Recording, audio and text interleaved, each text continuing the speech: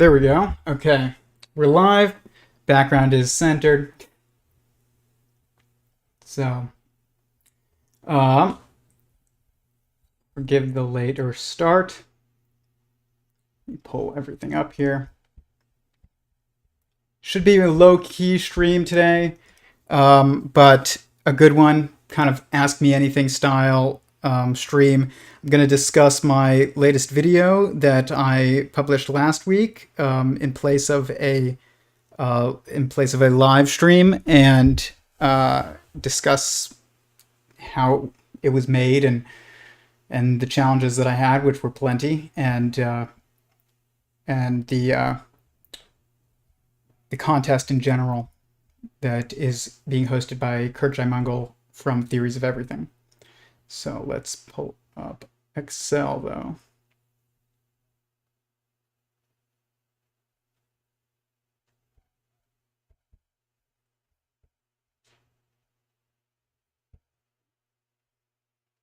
It's been a crazy, crazy, crazy time for me.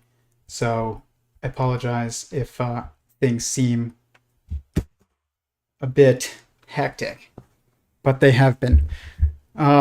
I will update you all further eventually, but not right now. So let's just pull up my work here.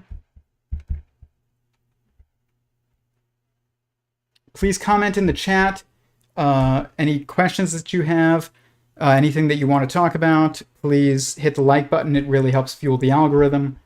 And we will get into it. Okay, here we go.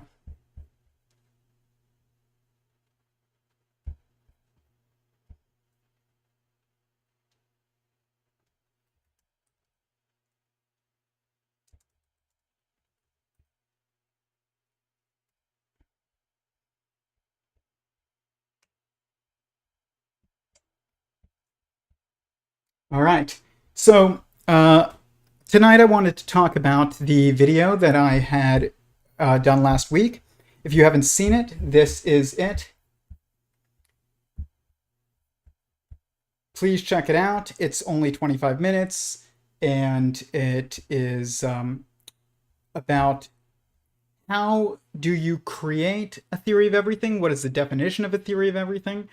What are the challenges associated with promoting a theory of everything or proposing a theory of everything, and the implications on various applications or impacts that a theory of everything would have if it proved to be accurate, or not proved, was confirmed to be accurate. And it is about all the unique challenges associated with specifically a theory of everything. And there's a lot there that I get into, and we'll talk a bit about tonight, because there are challenges associated with promoting, proposing, judging. It also gets into that, and predicting aspects of a theory of everything that are not like any other theories out there. So if you look at this video, you will see that I have done things a bit differently than I do normally, because I have animations added that just kind of help. But I'll play the very beginning and then we can get into it. Do we know?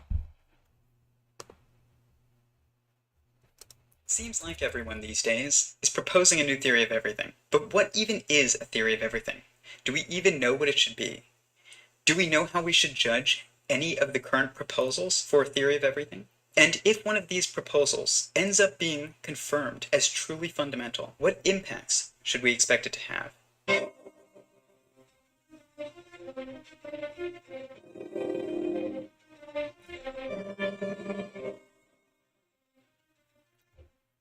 Okay, so this video was the hardest video I've ever made, and I'm not exactly sure why, but I filmed it, and then I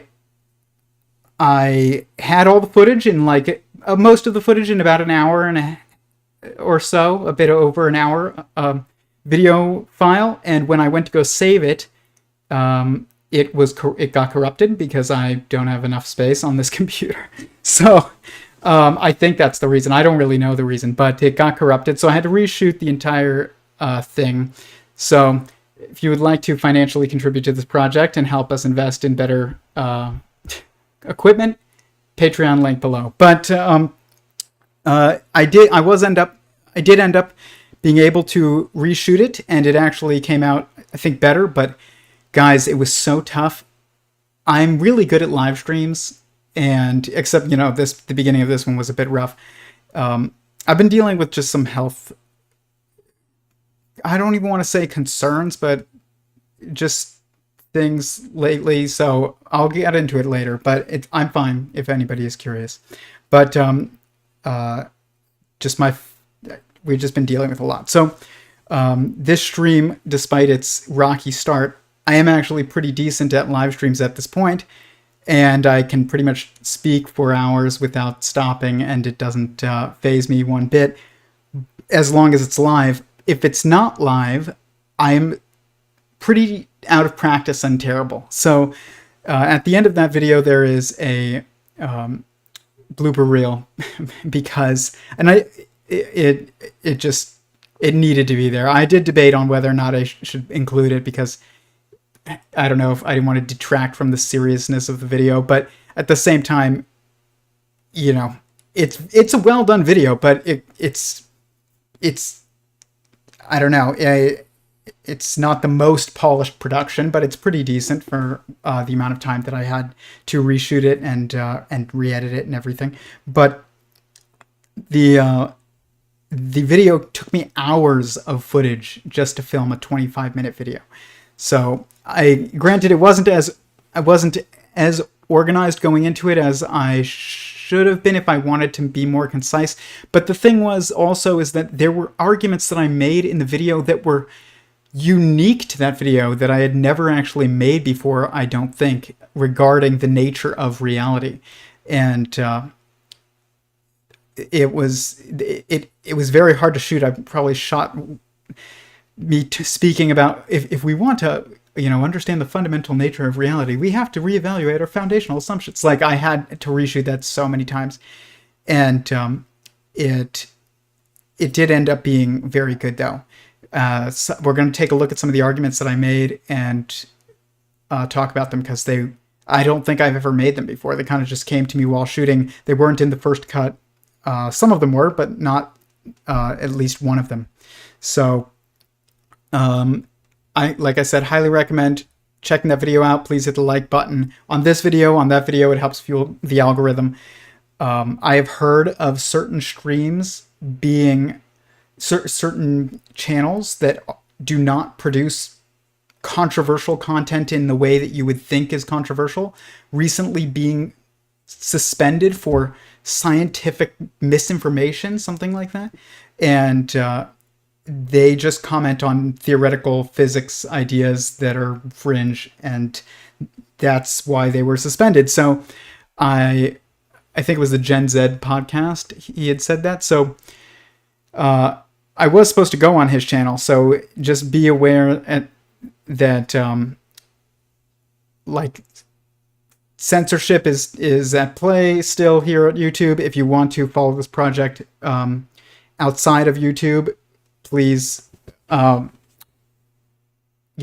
subscribe on Instagram, to personal Instagram, to Theory of Everyone Instagram. Message me if you would like to join our Discord server. I'm moving some of our content over to other platforms currently because I don't want this channel to get suspended and then lose the ability to post content. And then I'm also working with some people to have a more native platform for it as well that's much more immune to censorship. So lots of things going on, but bear with me as they unfold. Let's see the chat. How is Paulina? She hasn't posted lately. She kind of is everything. Um, okay, well, Dana, I don't know why Paulina has not posted lately. Are you talking about her YouTube channel?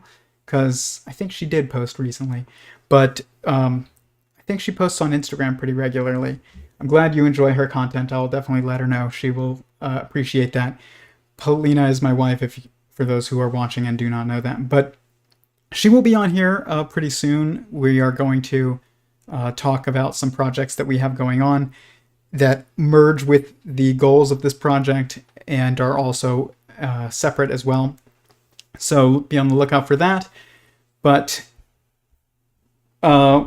getting into the video a bit more that I had posted, Curt Jaimungal from Theories of Everything with Curt Jaimungal, an incredible resource for advanced physics, I guess, discussions. You should definitely subscribe, but if you don't, but he is having a contest called the Pace 1 contest, or the Physics and Consciousness podcast.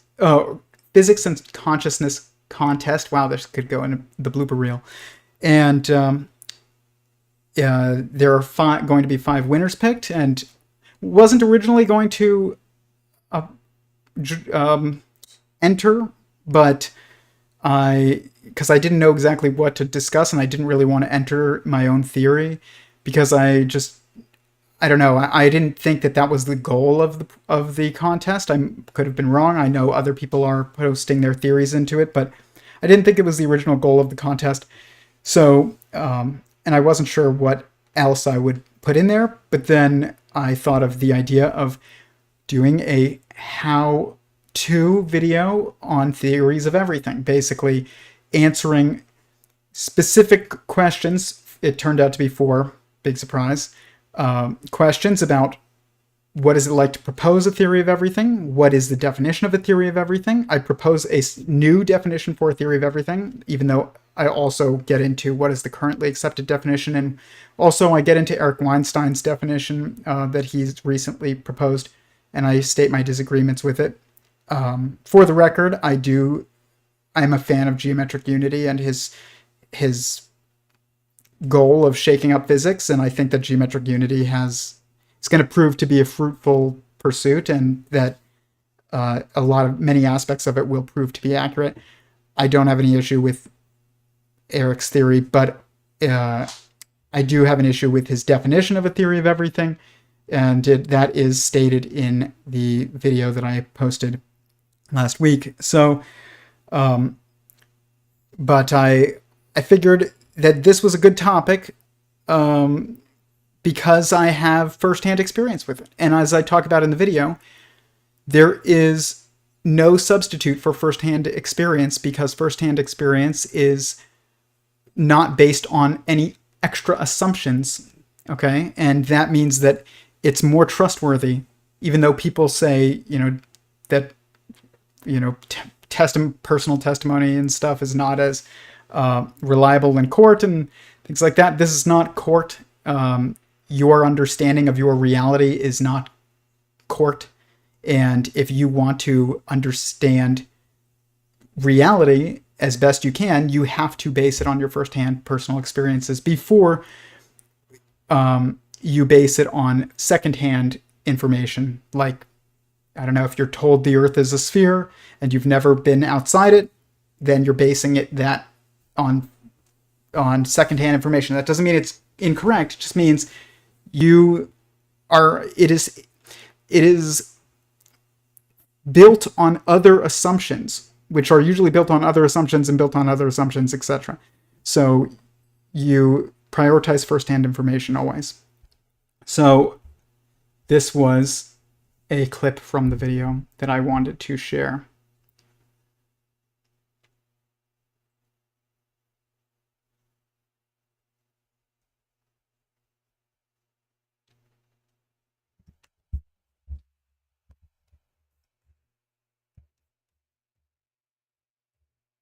Which means it's 1. Okay? The second How do you get a universe from nothing? But not just any universe. A universe that contains the laws of nature that we can observe in our universe. Anything that is ever built is built on a foundation, and anything that is built out of something that already exists. If we want to try and build our universe, then we have to try and build one on foundational assumptions about fundamental existence. If we want to deduce foundational assumptions about the nature of existence, there are two tools that we can use. The first one is logic. So what can we logically deduce about the nature of existence? Well, that it's singular. Existence, by definition, includes all that exists, which means it's one. Okay? The second tool that we can use to deduce foundational assumptions about the nature of existence is first-hand personal experience.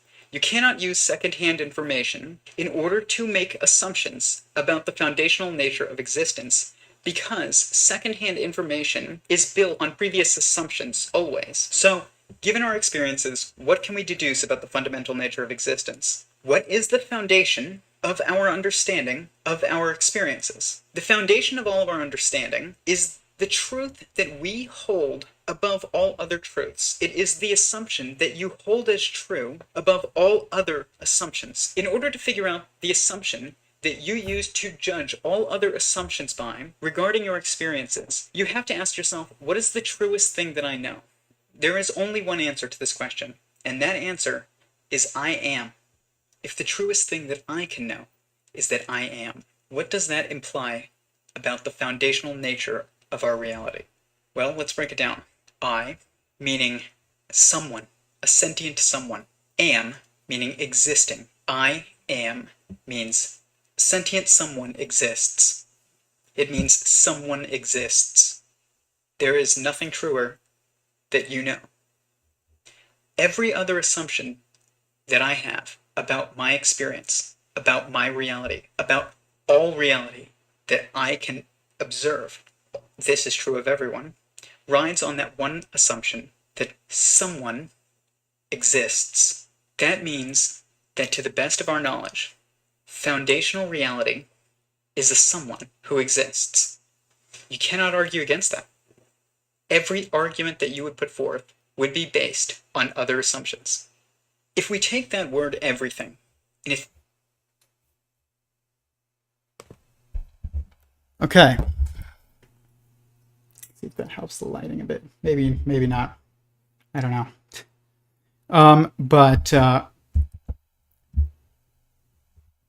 There we go.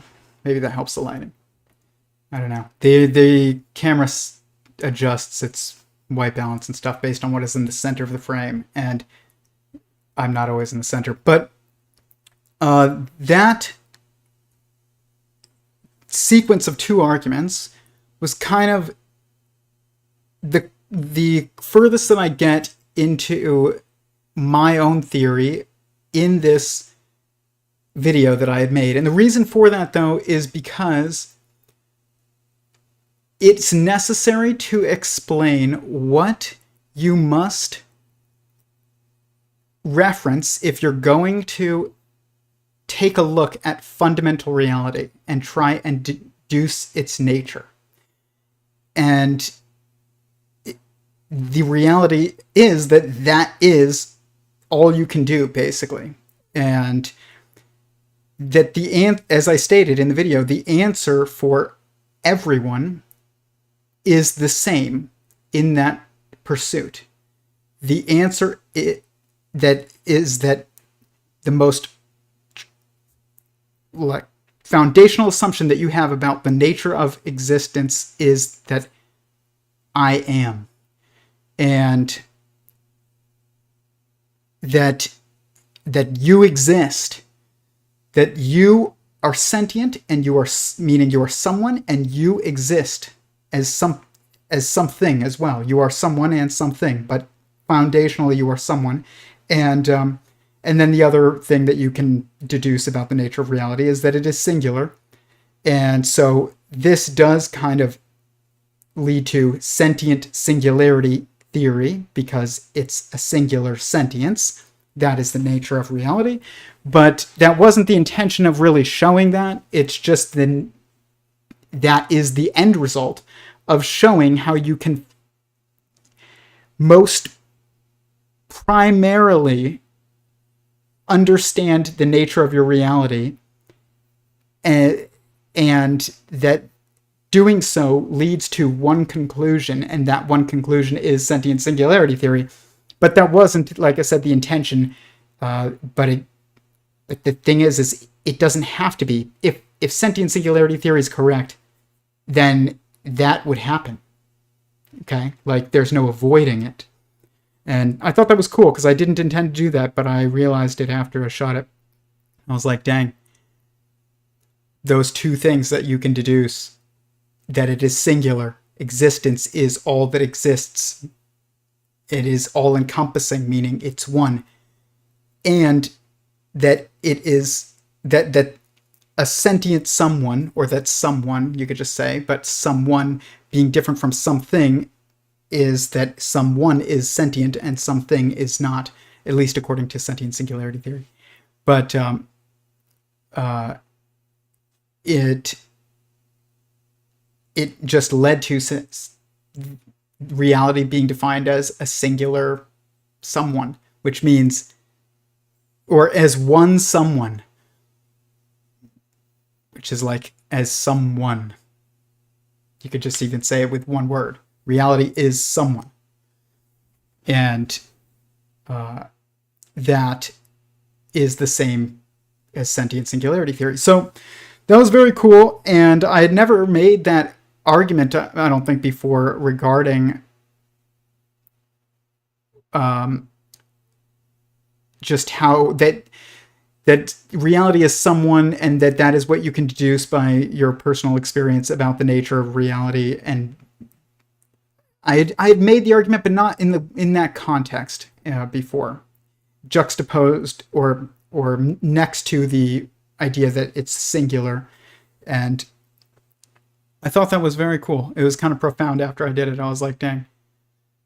Because I said it in the video, there is no arguing with that argument.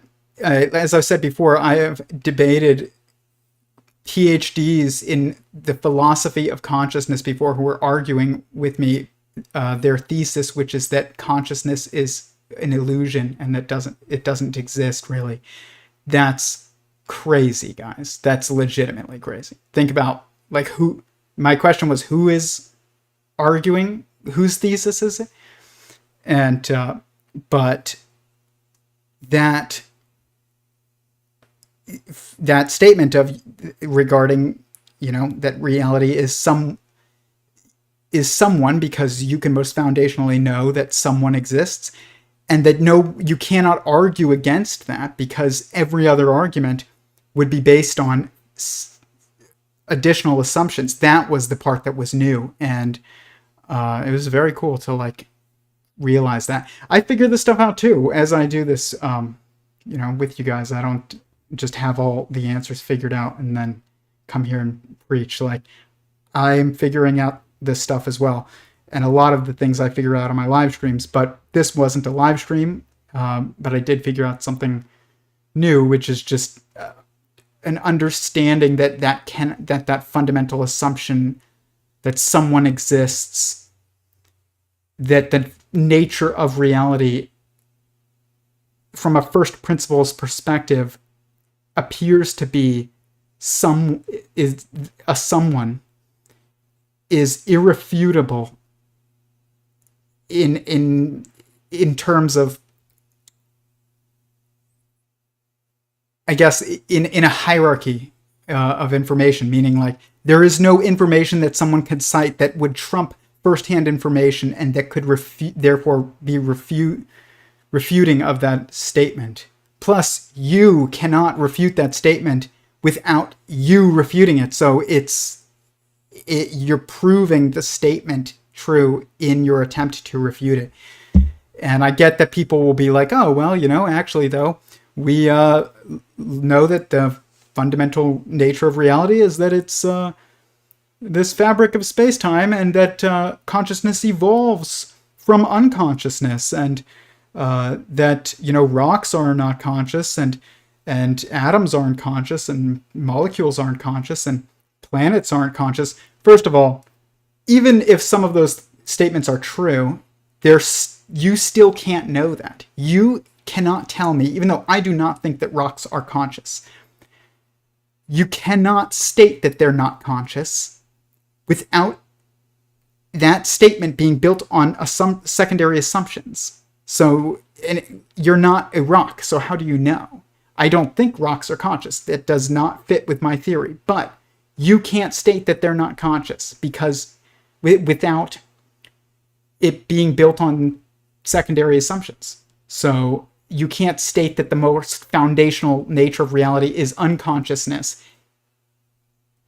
because rocks appear to be unconscious, because they appear to you as a sentient someone to be unconscious. So it's still based on you being sentient someone and existing for you to even state that. It's just unbeatable, which was just amazing. But it's odd to me that science, I realize it's, usually done through experimentation and such, but it's not just done through experimentation. The foundations of science are observation. They're observational always. They're not just experimental. They are also observational. And they can't not be. They're more fundamentally observational. If you look at biologists and you see what they're doing, not first, but they do experiments, but then first they always just write down their observations. That's what Darwin did. Then he proposed a hypothesis, a theory, but it was based on his observations first. So you can't detach observations from experimentation or from a hypothesis or from theory. It's just not possible, which means that scientific pursuits must include observational understandings and analysis, I guess, and just your observations, just a logging of your observations. So how come we don't do this with the fundamental nature of reality? Why are we trying to figure out the fundamental nature of reality by looking at it from, through telescopes and through microscopes and from hadron colliders and stuff like that? We're not even proposing really a fundamental assumption, even though it's by default proposed that that existence is unconscious. That's just the dogma within academia. That's not actually an organized assumption. If it was, that would be better, because you could actually start looking at whether or not there was evidence to disprove in support of that or in opposition to that. But we don't even do that. It's just a default dogmatic assumption within the group that consciousness evolves from unconsciousness, that reality is not sentient, and that it's a something, not a someone. But you can't do that. You really can't. And that is a huge flaw in our scientific understanding of reality. And I don't care if it's from a physics perspective or if it's from a chemical, chemistry perspective, a chemical molecular perspective. I don't care if it's from a biological perspective or sociological perspective. You can't just toss away your firsthand understanding of the nature of existence foundationally. That's crazy, but we do it. And I'm not exactly sure why. I'm trying to figure it out, and I haven't had much time to think about it from this new, more formalized perspective, I guess, since recording and posting this video. But obviously this is a question that I have pondered for a while, just not exactly from the perspective that I'm looking at it from now. But it's not just that we are not taking seriously the assumption that reality is fundamentally sentient. It's that we are, it's not even that we are ignoring it. It is that we're fighting it. Like there's no other way to think about that. We have to be fighting it because it is what we base everything else that we know on. But yet we are completely leaving it out of any discussions about the fundamental nature of reality. This also really just goes, and you might not be somebody who has, holds scripture from any of the theological traditions in any kind of esteem, but I don't care which one it is. It could be Buddhism, Hinduism, Islam, Judaism, Christianity. But the thing is this investigation did lend some just validity to that statement in the Bible of, I am that I am, essentially. Like, God answers, like, he's like, who are you? He's like, I am that I am. I am is the most fundamental thing that we can know about our reality. And that is basically written in the Bible, which is pretty impressive, actually. Even if you think that the rest of it is BS, which I don't, but you might, and that's fine. But that's pretty impressive. Right there. It's not complicated philosophy, but it is not typical of today. It's like super simple, which is, we have a tendency these days to assume that things that are fundamental are complicated, which doesn't make any sense either. The more fundamental you get, the more simple you should get. Like, the simplest number is 1. Okay? Why would it be, I don't know, 925? I'm just guessing a random number. But like, why would you assume complexity when a simplicity is what makes sense? We do that with our reality. We're doing the exact same thing. We're looking at the nature of reality and we're searching for it when it's legitimately right in front of our face. And this is obviously a forest through the trees problem. It is a fish looking for water problem. We never have any instances in which we can look for isolating circumstances that can show us instances in which this isn't true, where the nature of reality is not sentient, but and that does make it hard to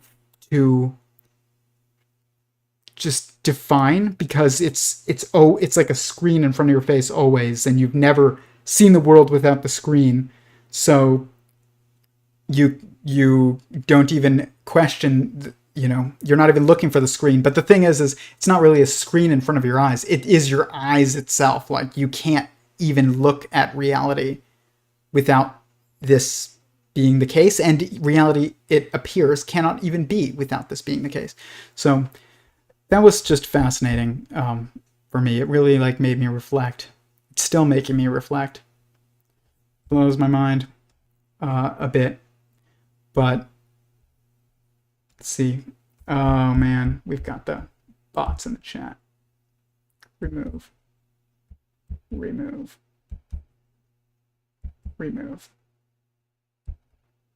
Which John 1 was, in the beginning was the Word, and the Word was with God, paraphrased. With the double slit and everything being a wave function, the Word becomes interesting. Yeah, it does. I have lots of ideas about that statement. In the beginning was the Word, and the Word was with God, and the Word was God. But I have a statement in my work that is it goes beyond the beginning. Sentience exists, existence is sentient, and sentience is one.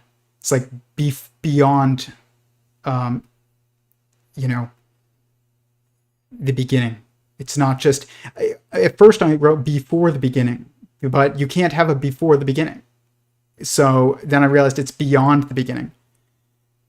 Sentience exists, existence is sentient, and sentience is one, which basically is an argument for God. Essentially, if God is defined as a singular sentience that encompasses all of existence, that's the only definition of God that I'm discussing right now. But it is the only definition of God that makes that is objective.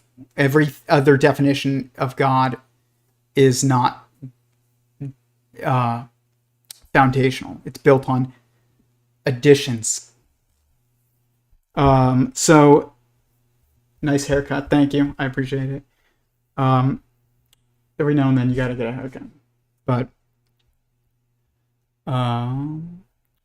there is another clip I want to check out in a minute, but that which was from the beginning, that which we have heard, that which we have seen with our own eyes, that which we observed for ourselves, and our own hands handed concerning the world of life, the word of life. Is that from the Bible? That's very good, actually. But, I mean, I wouldn't be surprised. But yeah, that which you observe yourself is always to be held in higher esteem than that which you are told secondhand. If you tell me that the world is made of quarks, and you just assume that because physicists tell you that, physicists who could have never deduced that on their own, actually. By the way, I do think the world is made of quarks, but that's not. I'm not going to say that, but I do believe that quarks are the most fundamental particles that we can observe inside the universe. But sentient singularity theory places them in a context that explains what they are, that is consistent with this statement that I make in the video, that the most fundamental nature of reality, as far as we can understand, is that it is a someone. So, but quarks are not sentient, but they are like the fingers of a sentience. It's two fingers and a thumb, two up quarks and a down quark, two down quarks and an up quark, for the right and left hand, essentially manipulating our reality. They're called force points, essentially, or they're defined as force points in sentient singularity theory. But so next clip that I wanted to go over is that you basically, that when judging a theory of everything, you cannot try and prove one or disprove one, because you cannot falsify or prove a theory of everything, because a theory of everything is this right here.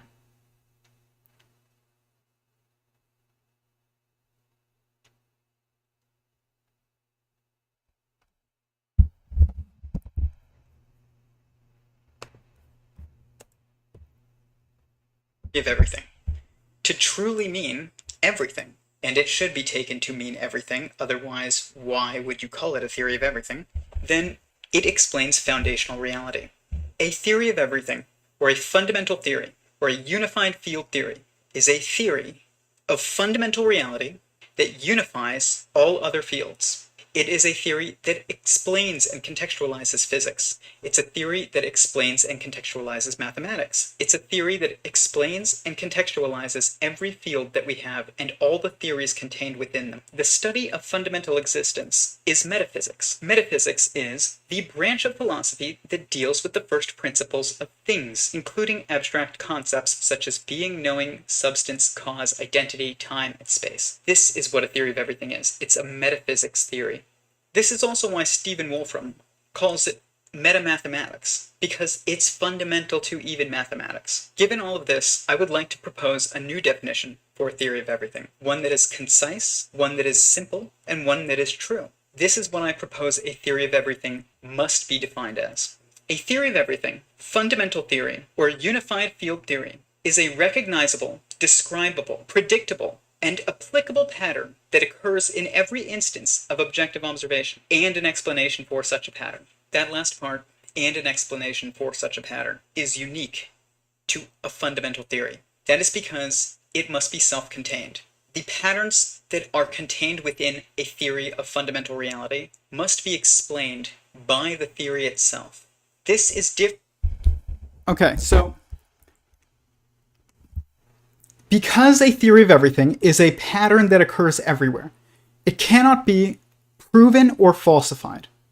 And that's because a theory of everything, as I get into in this video, if it is a pattern that occurs in every instance of objective observation, is a pattern that is always present, which means it's impossible to falsify because it's always true. And that it is not provable because it's a theory, it's a pattern that is proposed to be in every instance of objective observation or in it existing everywhere, but it's impossible to test everywhere. So because it's proposed to exist everywhere and can't be tested everywhere because there are endless instances of testing that can be done, at least theoretically, then you can't prove it, but it can't be falsified because it's always true, which makes it very unique and comes up against a lot of challenges in our scientific pursuits, because every theory that is taken seriously in the scientific world up until now is a theory that must be falsifiable and therefore also must be provable. But Stephen Wolfram, as I get into here, has stated that a theory of everything is a pattern that we should look for confirmation, constant confirmation. And he's correct. That is how you do this. You don't even look for instances in which it couldn't be confirmed, because that is impossible. So, but it's possible. What is possible is for it to be constantly confirmed. So there's only one path forward with testing a theory of everything, and that is to look for constant instances of confirmation.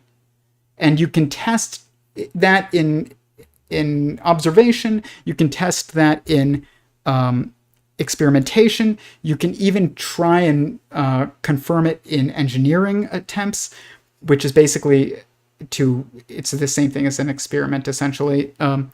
But you can't actually even look for instances in which it wouldn't be confirmed, because there are no instances in which it wouldn't be confirmed. So this is very, very different than any other theory. And this is a unique challenge, and I talk about it a lot on here. And it basically changes the entire way in which we must judge theories of everything, because they can no longer be proven and they can no longer be falsified, which means that in order to, if you're seeing a bunch of them that appear to be working, I guess, like if maybe Donald Hoffman's conscious agent theory and Eric Weinstein's geometric unity and my sentient singularity theory, and I don't know, Tom Campbell's big toe, like if you're seeing a bunch of these working, then what is best, if you're going to judge them, is to order them in terms of their fundamentality, But that doesn't mean that one is a winner over the other. It just means that there is a context to each of them, and that the context is slightly different. And this helps you understand them all, actually. It helps them contextualize each other, as I state in the video, which helps confirm all of them, actually. None of these theories are competition to each other. That is the only thing that would be competition is theories that would state that fundamental reality is unconscious, and that it's not a someone, and I don't know, got lucky in a gust of wind and turned into a human. Like those types of theories, or even other theories that kind of evade that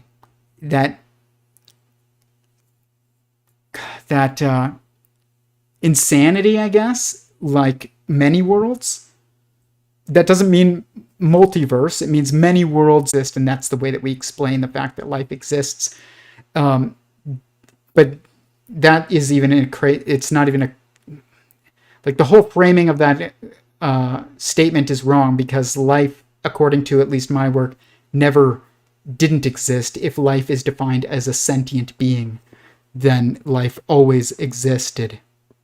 Life exists, but it kind of renders the word life as a meaningless word in its description of,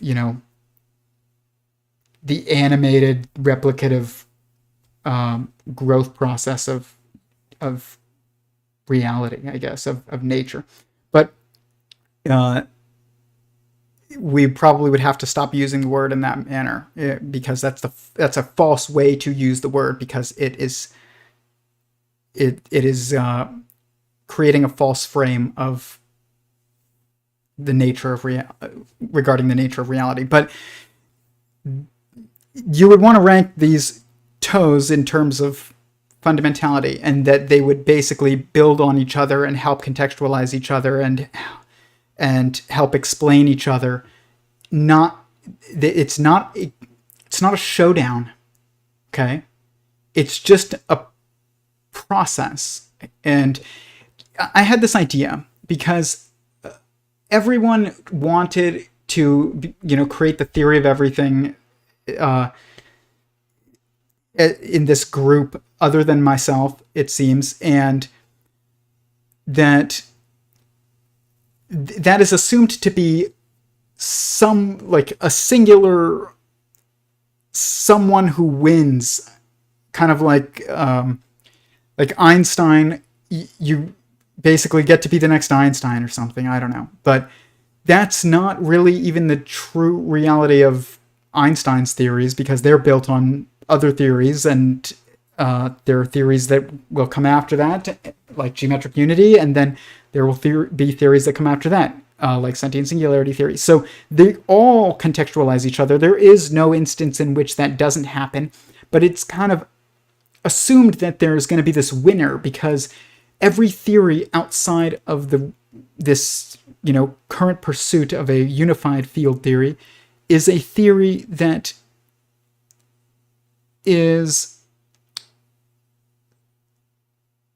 context specific, more so, and or at least it's field specific even, and this is not really field specific.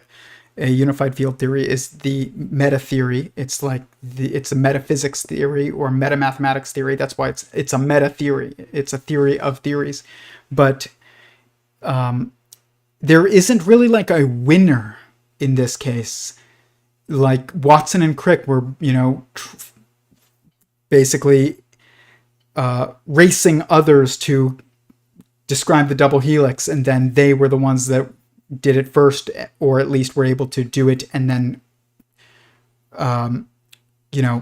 push it to the world first. That is not the case with this type of work so much. I had this idea that there would be lots of winners in this case, because in the subjective theories there would be one winner, but in an objective theory of theories, there's actually a multiplicity of participants, I guess, at play. But that's not what many people would want to hear, because it does tread on ego. It seems to tread on egos. But why would it do that? If any theory that you have is listed in, in a list of theories of everything, I guess, that describe fundamental patterns, and maybe just do so in different languages, which is basically what I think is going on here with these different theories, then why wouldn't it just be great for your theory to be confirmed as correct in its fundamental assumptions, instead of, it's just not the one and the others, are kind of taking away from the moment of glory, I guess. But what's interesting about this is that in subjectivity, what appears to be true is that energy is never created or destroyed. And this idea leads to a scarcity mindset, because it means that there is a set amount of energy, and that or information or attention, and that means that that for you to win, others have to lose, essentially. For you to gain, others have to lose, basically. But in a fundamental theory, that, or at least according to my work, that's not true of fundamental reality. The truth is that growth is fundamental, not even entropy. Entropy is a relativistic observation, according to my work, but growth is objectively true. And so that is also true of energy, essentially, and information, and therefore attention. And that means that there's no reason for a scarcity mindset in this pursuit, if you're going to judge this pursuit by the theory that it's attempting to actually, that it's focused on, I guess, or judge this pursuit by the learnings that are deduced by the pursuit, then growth is primary, not entropy. And that the idea that energy is never created or destroyed is false, or at least it's subjective and not objectively true, but it's only subjectively apparent. That's amazing. So it's also interesting that the only apparent way to judge these theories that I could come up with is supportive of the learnings that I found from this work. That's mind-blowing the more that you think about it. I mean, I haven't even thought about it that deeply yet, but it's just blowing my mind even explaining it to you guys.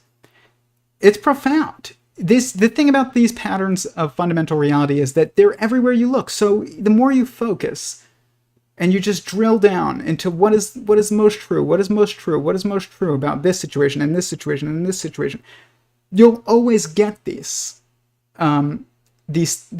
patterns that are found in the theory of everything pattern. And when you see those patterns popping up in the pursuit of a theory of everything, that's pretty freaking awesome. So I think this is the only way to judge these theories, is that you have to rank them in order of fundamentality. And there are some that would be false, like a Sean Carroll model. And that doesn't mean everything about it is false. It just means it's false in its fundamental assumptions, which means it's off the board. If a theory's fundamental assumptions are false, then it is off the board.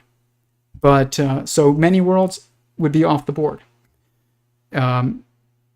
Especially if it's an anti-theist theory, if it's a theory that assumes an unconscious nature to reality. which it does, because that's how the theory was made, is that it was an attempt to explain the why we have growth of sentience in this universe, and it's an attempt to explain that without there being any purpose behind that or reason behind that that is intentional. And then you get many worlds, which means it's off the board.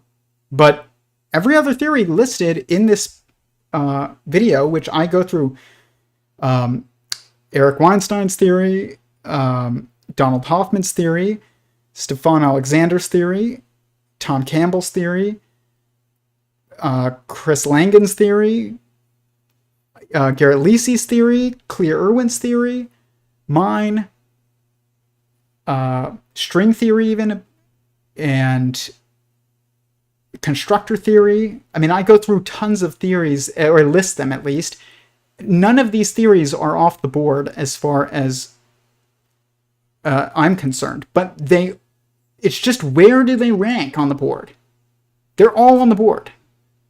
And that's amazing, like that we have so many theories that can be on the board at this point that kind of drill towards fundamentality. But that pursuit also has to be judged in a specific way. How you rank them on the board is specific, and I get into that in this video. Basically state that you judge them by how much their models and essentially and their assumptions are built on other theories. The more they're built on other theories, the less fundamental they are. The more their models are built on other models, the less fundamental they are. I also state that you have to look at whether or not it's self-contained, which and whether or not it provides an explanation for the existence of the universe. Otherwise, how could it be a fundamental theory? And I also discuss the fact that you need to judge it based on its name, which is really unique because that's not true of any other theory, consciously at least, that we currently think about in science. But I think that it would be unconscious anyways that we would do so, but we in this case we have to do it consciously because the name of the theory is part of the theory. The idea that it's not is wrong, at least in the terms of a fundamental theory, because your goal is to describe fundamental reality, which means like the name has to be the most abbreviated version of what you are proposing. And then I also state that you have to judge it based on its proposed impacts and applications and experimental possibilities, because the more proposed experiments are attached to the theory, the more it could potentially tell us about the fundamental nature of reality. And the more applications that are proposed by, or that are obvious in regards to the theory, that appear to be credible, the more useful it is to many people, the more profoundly useful it is to, specific people. All of those things have to count towards, the amount of attention that you give it. Because if somebody says, this is my fundamental theory of reality, and, please devote weeks of study to it and years and millions of dollars to proving it. And also, by the way, it's useless. It's not going to help anyone with anything. That doesn't seem like it's worth anyone's time.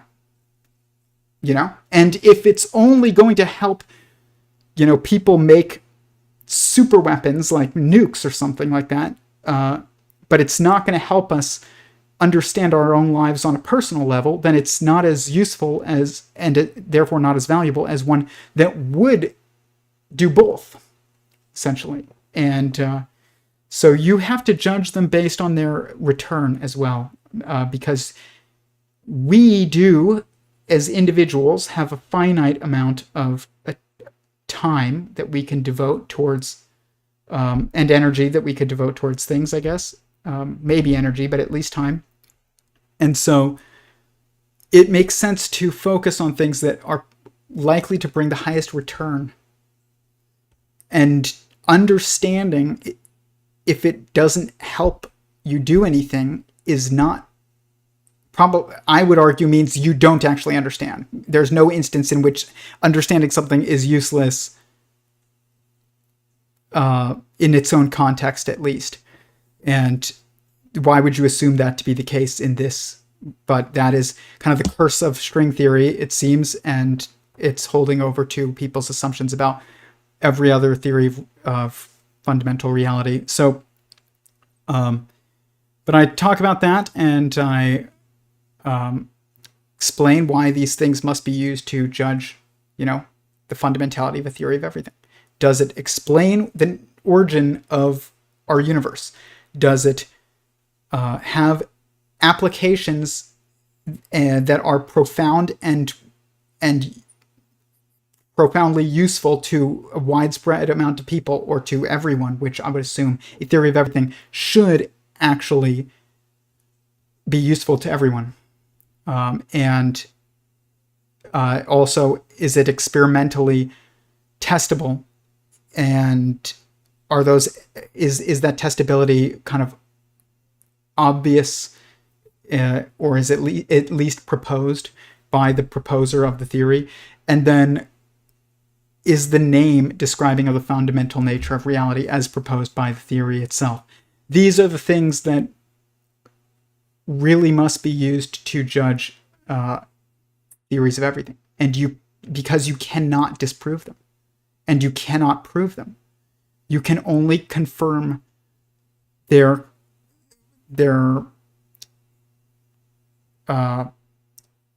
base assertions, I guess you could say. So you can only confirm them. You cannot prove them or disprove them, or aka falsify them.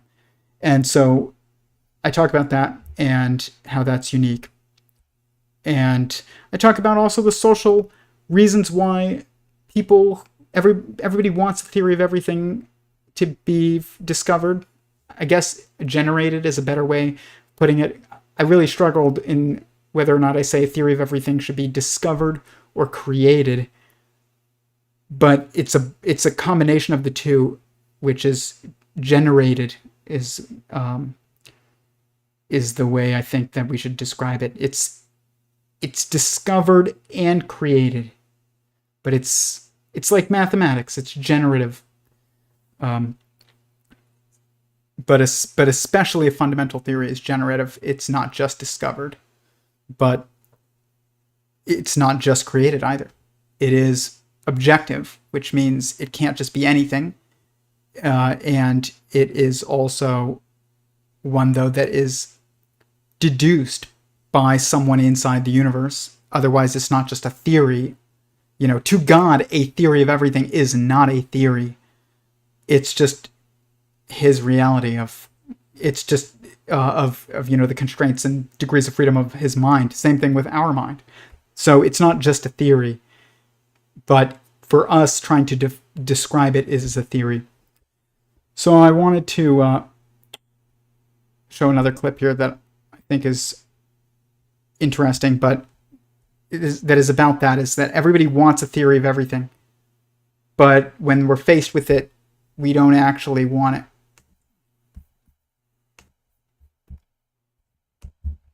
Whether you have a PhD or not, but especially if you do not, you also understand why this hostility is taking place. The methodology that you have to use and develop in order to describe a fundamental theory is so alien to academia that most will dismiss it as pseudoscience. If your theory appears to be consistent with many things that we currently do understand in science, the existence of your theory appears to them to invalidate their expertise and all the efforts and resources that they put into getting there. So I understand why they're pissed, but it doesn't actually invalidate anyone's expertise. The specialized fields and the currently accepted theories within those fields are necessary to validate and confirm the patterns that are being proposed in any theory of everything. Even though someone with no credentials coming from the outside, being able to do things that are unexplainable to those with insider credentials might make them feel like morons.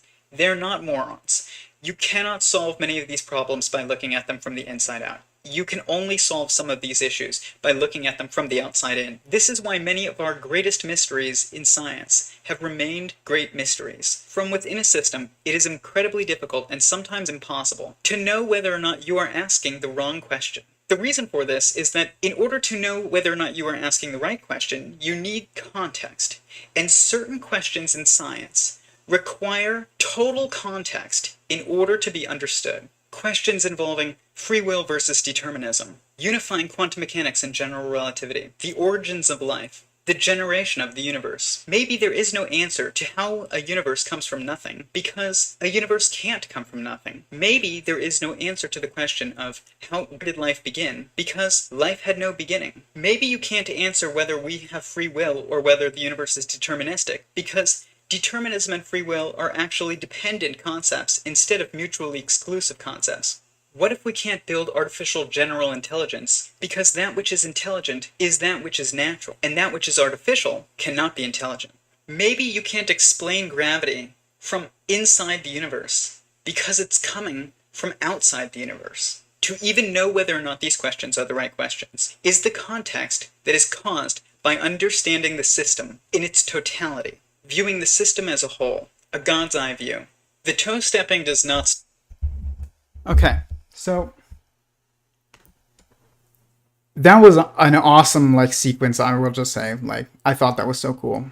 When I edited that and put that together, again, I've talked about where I believe the origin of gravity is, but I've never stated it like that, as far as maybe the reason you can't explain gravity from using structures inside the universe is because it's coming from outside the universe, or beyond the universe, you could say. I've never stated it like that, even though I have gotten more specific before. I've never stated it in its context to the question of, the origin of what, why maybe you can't explain it because of this. And I have stated that I believe we're inside the graviton, that is the universe is the force carrier particle of gravity, and that gravity is God's conscious action. And I've talked about it on even the last live stream with Salvatore, regarding the stream with Salvatore Pais, and because Isaac Newton had said that, and he correctly, I believe. So, but when I put that string together, it was it really highlighted just so many problems that we have that are kind of these unanswerable things, these unanswerable questions. Eric Weinstein even has talked about this before, as he's every time somebody starts asking about free will, I'm just out of the conversation. Every time somebody starts asking about, or starts talking about, these age-old mysteries, I'm out of the conversation, because it doesn't go anywhere. And that's true. It normally doesn't. But you would have to be someone who, my proposal is that you would have to be somebody who has developed or generated a proposed fundamental theory in order to answer these questions. Any of those questions. All of those questions, in fact. And they are all questions that require total context, not just field-specific context. And I discuss a bit about how field jumping is how a theory of everything allows for field jumping, if you understand it. And that means you can apply the patterns in different fields, and it kind of causes issues where it pisses people off, because people with PhDs think that you're stepping on their toes. But the thing is you're not. And as I explained here, we who have generated proposal for a fundamental theory. Everybody in the list that is listed in this video later on, or who I commonly discuss, who has proposed a theory of everything, other than Sean Carroll, and I'm not picking on him, I'm just stating his theory is off the board. Those theories all allow for field jumping, essentially, and that is intrinsically going to piss people off, because there is no one who has credentials in a theory of everything, and who is therefore, I guess,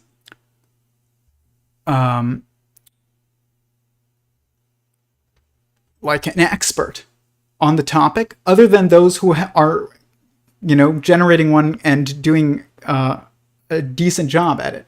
So, but that we need those people who are doing that, need the people in the specialized fields with the PhDs in biology and physics and this and that to help us test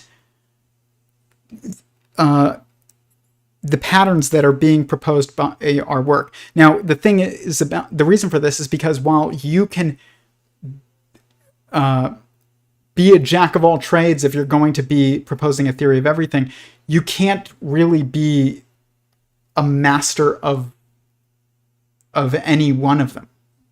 And you need to consult with the masters of biology and chemistry and such, who know all the field-specific patterns and the lingo and definitions associated with, that field and the theories contained within, in order to check your proposed patterns again and again and again, to make sure that it's continuously being confirmed. And that requires people with field-specific expertise and credentials. So it's not even against them, even though it does seem to be when you propose it. And I've really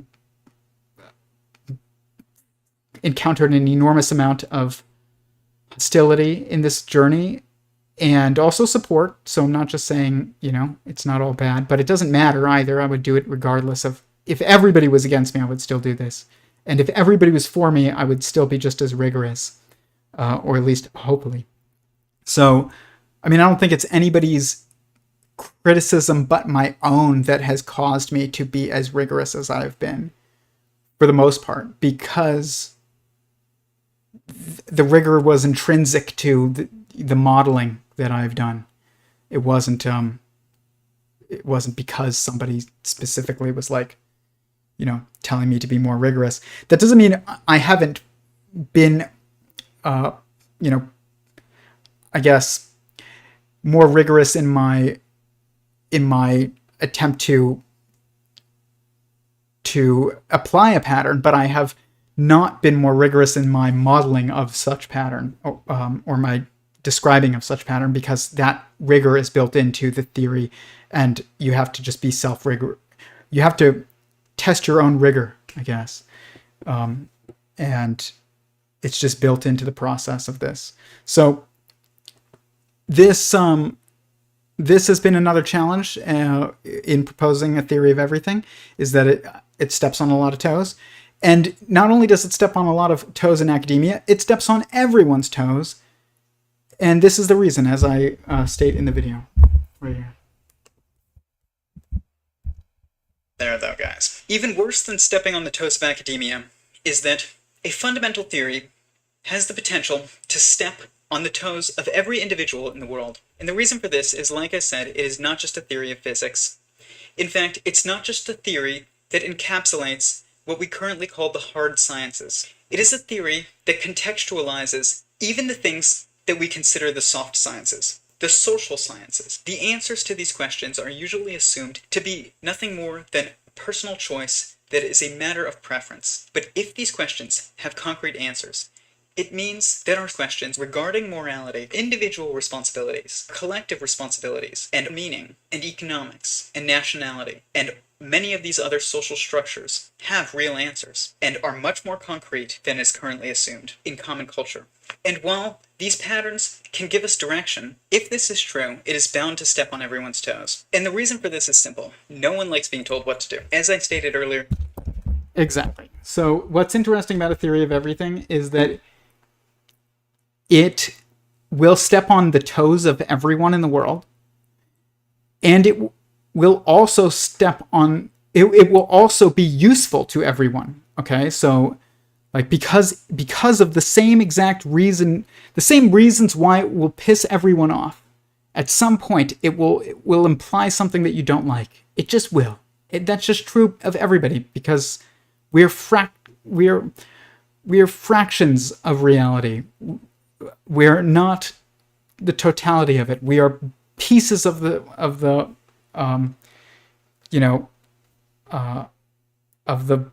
mandala, okay, of the universe. We are not the totality of it.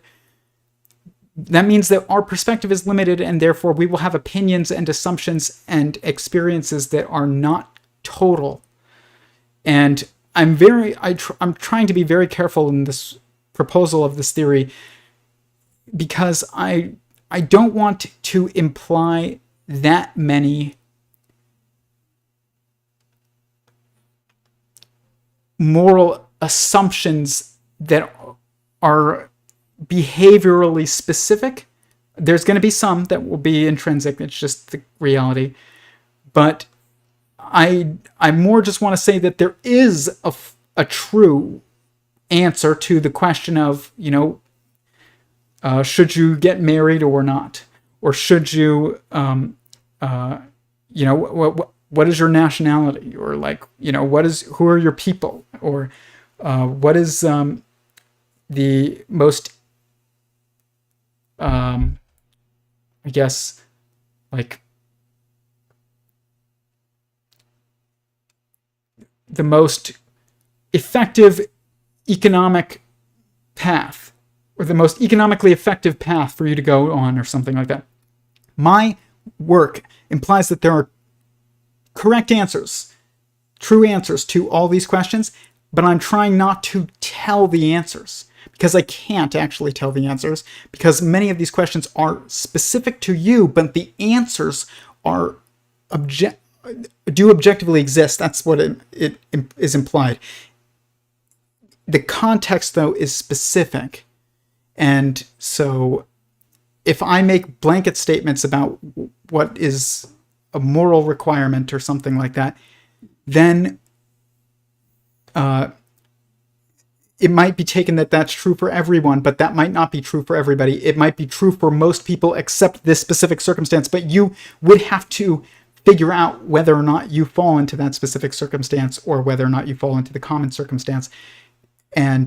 But my work would suggest that that one of those is true. Okay, so that's different than basically saying that a theory of everything will tell you what is, the moral, will answer all your moral questions. It doesn't answer all your moral questions. It's a framework to help you answer all your moral questions. And it is a framework that implies that there is an answer to all your moral questions. That's what it implies. And so that in and of itself is very disruptive. It's extremely disruptive. And, what is the reality of gender? What is gender? A theory of everything definitely explains gender. And that is something that we currently assume to be kind of subjective, or at least many people do. Whether or not you should get married, whether or not marriage is a subjectively defined human construct that has no basis in fundamental patterns of reality, or whether or not it absolutely based on fundamental patterns of reality, is a question that is posed in current culture. Half of some, I don't know if it's half, but Many people think one way, many people think the other. My work suggests that it is a fundamental pattern of reality, but what does that mean? You know, what is marriage? Like, that stuff can be understood within the framework of a fundamental theory, and that is unique and disruptive, and will piss people off. What are your moral responsibilities regarding your parents? Like, what are your moral responsibilities regarding your spouse? What are your moral responsibilities regarding your sexuality? Like, these are, like, how many sexual orientations are there? Like, these are all questions that whose answers are framed by a fundamental theory, and some of them are straight up described within the framework of a fundamental theory, and that is going to be extremely controversial. And no scientist that I know of in that group of toes that I state in this, other than myself, I think, are really discussing this very much, kind of avoiding even the origin of the universe question, which is nothing compared to this, because while that is controversial to many people and might piss many people off, it is a requirement that a theory of everything answer that, and that's pretty. It's still, even if the answer pisses you off, it's obvious that it must be answered, and that's not true of these other statements that I've made about, like, questions involving citizenship. Like, what should be the process of citizenship, or the definition of citizenship of a nation? These are questions that are, whose answers are framed within a theory of everything. And a theory of everything implies that there is a correct answer. That means, like, the process of citizenship has a correct answer. Okay? Like, that's a huge statement. But, and it is a statement that science has shied away from. And it's just kind of assumed that there's different philosophies, and that, you know, we see which one works and which one doesn't. That's true, but one of those philosophies is going to prove to be correct, and maybe two of them, but there's going to be frameworks that prove to be correct, and ideas that also prove to not be correct, and they are contextualized by the goal of of the circumstance, I guess. So and this is just a totally new. I'm struggling to find the words for it because it's so new, but I just have also a lot on my mind. But this is a fascinating thing about a theory of everything, is that, you know, string theory isn't assumed to impact anybody, at least not right now. That is not true of a true fundamental theory. It impacts everyone because it's applicable by everyone. If it wasn't, then it couldn't impact everyone. Okay? So that also implies that it's impactful in ways that we might not like. But if it was not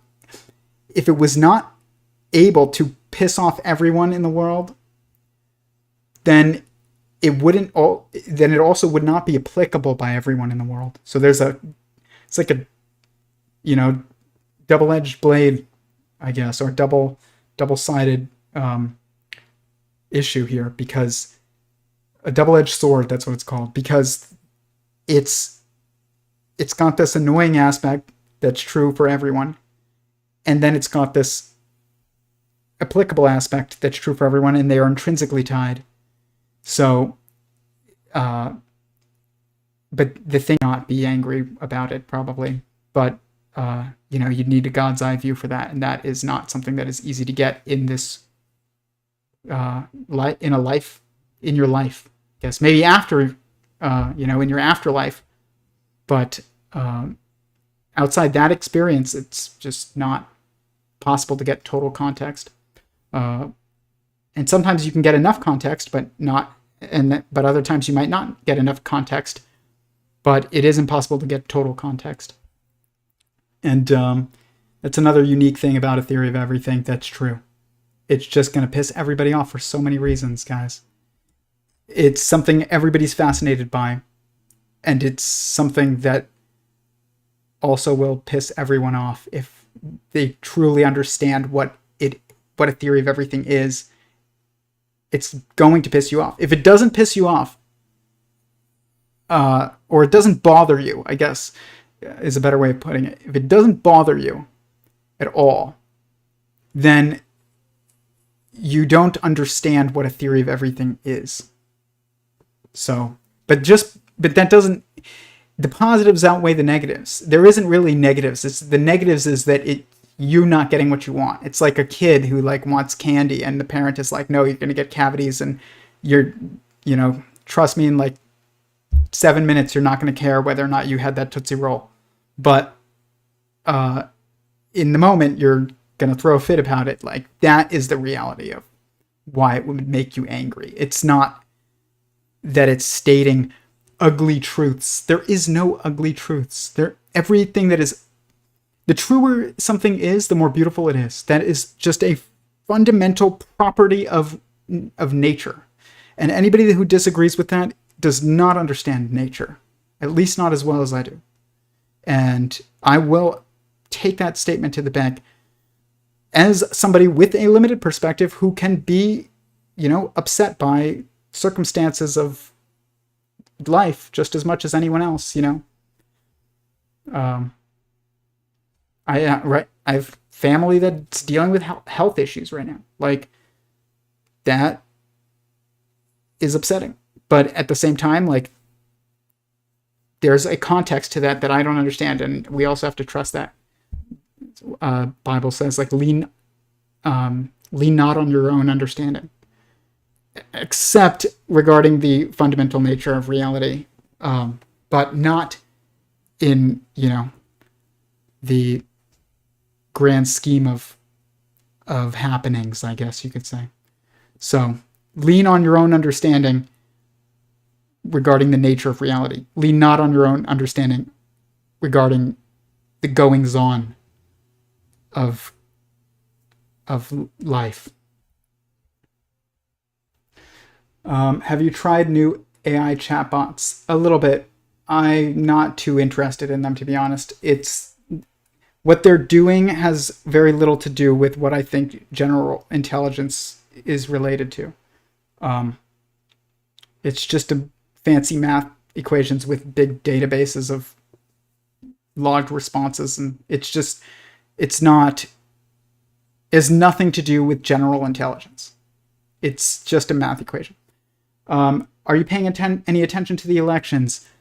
A little bit, not very much, to be honest. Like I said, I've been dealing with just all kinds of things personally and also professionally, and just nothing bad necessarily. At least professionally, it's just a lot is happening. And this, project was very big for me. It took a lot of work, and it took me redoing it, reshooting it. And I was not, like I said, I was not good at filming it. And I could have done it much quicker. I have learned a lot from this experience, though, filming this. And next time that I do any video that is produced like this, it will be much easier. I'll put a lot more, like, detailed preparation into it, which I did put detailed preparation into this, but what I didn't do very well was I didn't realize how to lean on the editing process. Like, I would shoot, and if I would get a word wrong, I would reshoot, and if I get anything else wrong, I'd reshoot. If I got the tone of the way that I finished a sentence wrong, because I knew I wanted to follow up with another sentence that was leaning on the tone of how I had finished the first one, then I would reshoot instead of kind of leaning on the editing process a bit, which that's a balance, Editing has to be done in at least ideally, should be done in chronological order, which I didn't do as much as I probably should have in this. And then it should also be leaned on, though, more in just not requiring everything to be perfect, because it's not. So there was just a lot of learnings from this process, which is good because I have a new video coming up, ideally before the end of the year, that is a walkthrough of my paper that is outlining sentient singularity theory, which is making slow progress, but is also, should be done by the end of the year. And ending this year or starting next year. I mean, if I say start next year, I mean like it'll be like the first week of January. If it's not the last, week of December because of holidays, it probably might not be. Then I will be presenting that paper on here, doing a walkthrough, and that video there will be a video accompanying the paper that will be produced, and then we'll also do a live stream about it. So I've learned a lot, and I will apply that next time. Story blocks, I will say, huge asset to anybody who is editing videos. Use story blocks. It's so much cheaper than a lot of the other ones, like I don't know, still expensive, but like Shutterstock or something like that. But I did use it for this video. That's where all the clips came from that you see. So definitely recommend. But yeah, this was definitely a process, guys. I learned a lot doing it as well, and it really did help me drill down like the specifics as far as like how to move forward in judging theories of everything, and why you can't judge them in the normal way that we do, so in science, is because you can't prove or falsify any of them unless their fundamental or their foundational assertions are incorrect. So, like many worlds is wrong because its foundational assertions are wrong. But it's not even that it's in the running. It's like off the board, and the board is not a competition. It's the list of theories on the board is about trying to understand all of them better and use them to understand our reality better. It's not about trying to beat the other one. You won't be able to do that. You can't intentionally come up with like a name that doesn't fit with the foundational assertions of your theory, just because it would be ranking, higher on the board. So like you can't change the name of geometric unity. Geometric unity is a name that's built into the fabric of the theory. So you can't change the name of sentient singularity theory. It's built into the fabric of the theory. So constructor theory, same thing. So it's not something that should be attempted, is to get higher on the board. The attempt is to show your understanding in a concise way, and then see where it lands on the board. And whatever is above it and below it will help you understand it even. So it's just a totally different process. It's not one with winners or losers. It's one where everybody gains, I guess, is a better way of putting it. It's not a winner and there isn't a loser. It's just everybody gains. Even Sean Carroll gains because by having his theory fall off the board, because his goal should be to understand the fundamental nature of reality, not to, have his theory be the theory. There is no scarcity in actuality. Like, fundamental nature of reality is a structure or the fundamental structure of reality is a structure that grows. It's not a structure that's static.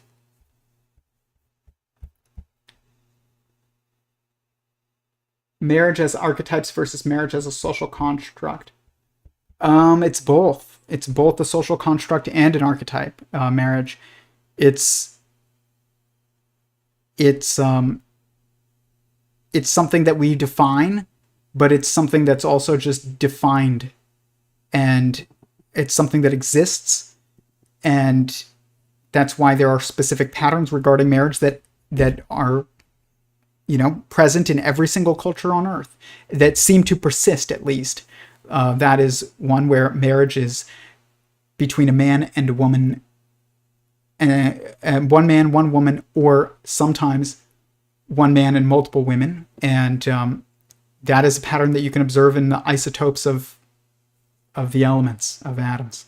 So it's not something that we define. It's not just something we define in law, or even though it is, it's also something that is just part of the archetypes of reality. It's just part of the logos pattern of the generative nature of existence, I guess. So it's both. That's like when people say, like, what is sex, gender? It's like, yes, sex and gender are, it's like sex is gender is present on all scales of sentience, or at least of the multiplicity of sentience. But it exists on our level, on the organism level, as sex. So it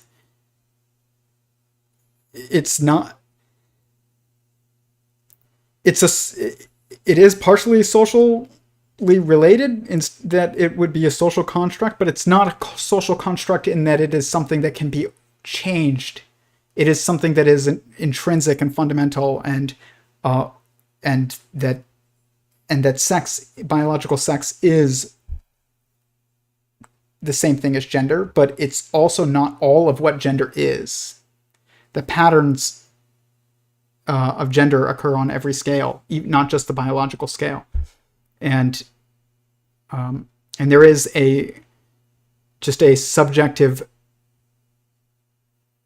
and objective relationship that is associated with gender. That's why we call God He, even though God doesn't really have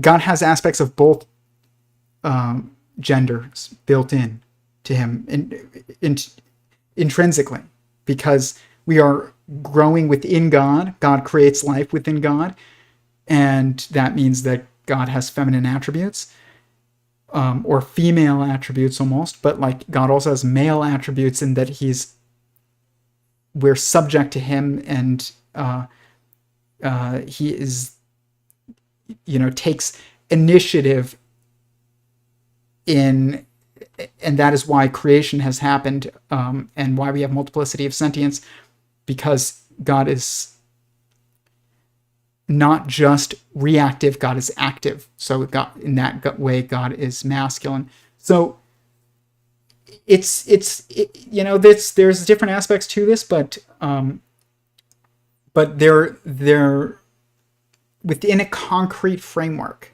that you can't change. But there is, different parts of the frame, but that doesn't mean that the frame changes. It doesn't. But this question of like, what is a fetus? A separate body, or is it your body? That comes up in politics. Someone asked if I'm paying attention to the elections. The answer is both. Like that's implied by my theory. Like that's not. I'm not telling you, what to do morally. Like, even though like you can deduce what is the right choice from that framework, but that framework does explain the reality of the situation, which is that it's both. It's your body and separate. That's what inside means. It's separate and one. So like a cell is separate and one with you. It's separate from you and it's one with you. Cell inside your body. Like, this is why why the metaphysical framework of a theory of everything has implications that are political and social and moral, because they frame even questions like that. That's another one of those unanswerable questions outside of the theory of everything. Is it your body? Is it a separate body? At what point does it become a separate body? Is it after the first trimester? Is it not? It's like, none of that matters. The answer is both. That's now figure out what to do within that context. And that, there's more to the context of that is required, I think, in order to even figure out what to do in that situation. But there is a correct action in that situation. That is also implied by the theory. It doesn't tell you intrinsically what is, or at least obviously, what is the correct choice to make, but it does give you the framework by which to judge your choices that are your available choices. So that is not, I don't know if that's something that people would want. I think it's something we should want, but if it doesn't imply the choice that you want is the right choice, then no, you wouldn't want that. But and the even questions of whether or not things should be legally mandated is like questions that should be answered within the framework of a theory of everything. That doesn't mean the theory will tell you which questions which things should be legally required or which things should not. But it will tell you the reality of morality, in terms of like frame aspects, like if you only do something because it's required, then that's not you. Then that isn't doing the right thing. Then you're not good for doing the right thing, even though that might be a good thing that was done. It's not like what you. So it implies things about moral choices that can be used to figure out the answer to our moral questions. And same thing with our political questions and our economic questions. And economics, as it was taught to me, I was a finance major in school, was you have supply and you have demand, and it's this kind of, it's taught within a framework that is not growing, okay, or within a context that isn't growing. It's taught within a static framework of, if the supply goes up, then the demand goes down, and if the demand goes up, then the supply goes down, and this is where price point happens, is right here, where demand and supply meet. That's true, but what is the true framework of that? Well, it depends. Like, is the population growing or not? Because that matters. Is it shrinking? The reality of a population is that it's always shrinking or growing. That's it. There is no instance in which a population is static, unless you're talking about like a specific circumstance that isn't about like society. It's about like the number of people working at a company or something like that. But even that is linked to profits and revenue, that is linked to society, which is linked to, a different set of rules than which are fundamental, than are the rules of, within the company, I guess you could say. So there's so many aspects of this work that just are totally contrary to the culture, I guess you could say. And that's amazing, and it's cool. And like I said in the video, it can help us provide or perceive our own meaning. It can help us perceive our own meaning, and like not find. I mean, I guess you could say find our own meaning, but that doesn't mean create. You don't create your own meaning, and you don't just create it, and you don't just find it. You generate it, or you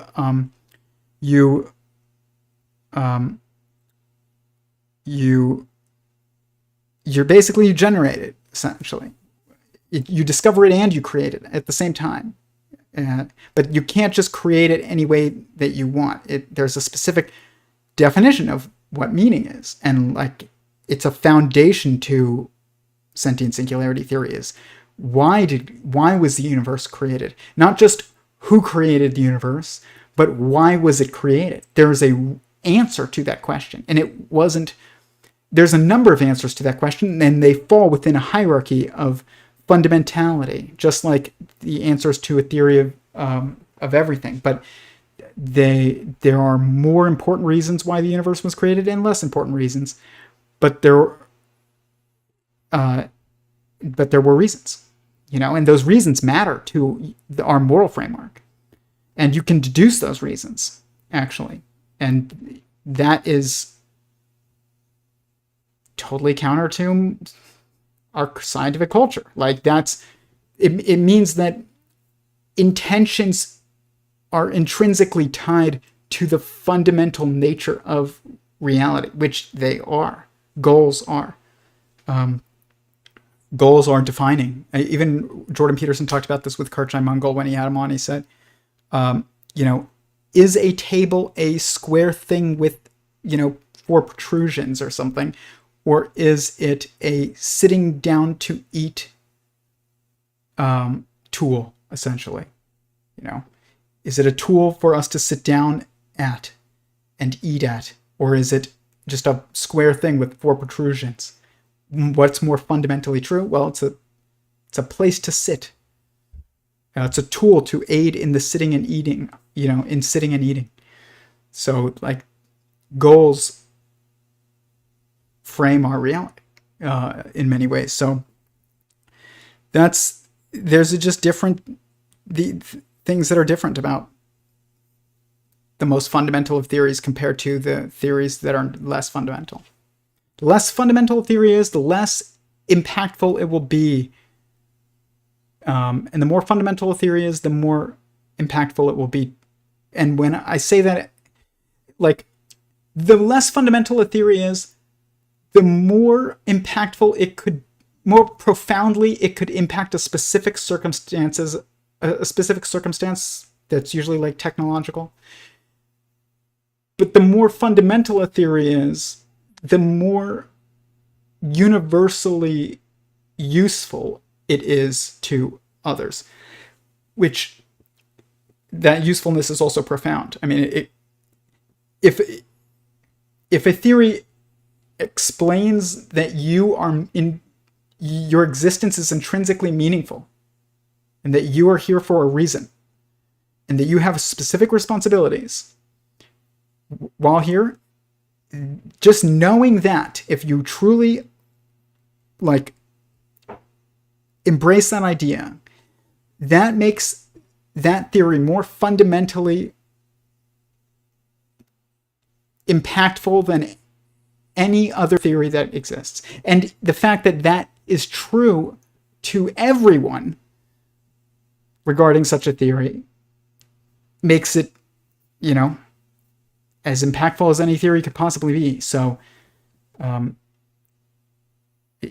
people are like, well, what kind of bombs can we make with it? Can we go warp speed with it? It's like, there's so much more that it can do for your life that is much more important and useful first. That doesn't mean it can't also help you do those things. It certainly can, but that does not mean that that is where you should be looking first and applying it. First, tests of application of a theory should be in your own life. Like, nobody's stopping you. You don't have to wait for experiments. Like, experiment with yourself. Like, see if if this theory implies this, then if I do this, then let's see what happens.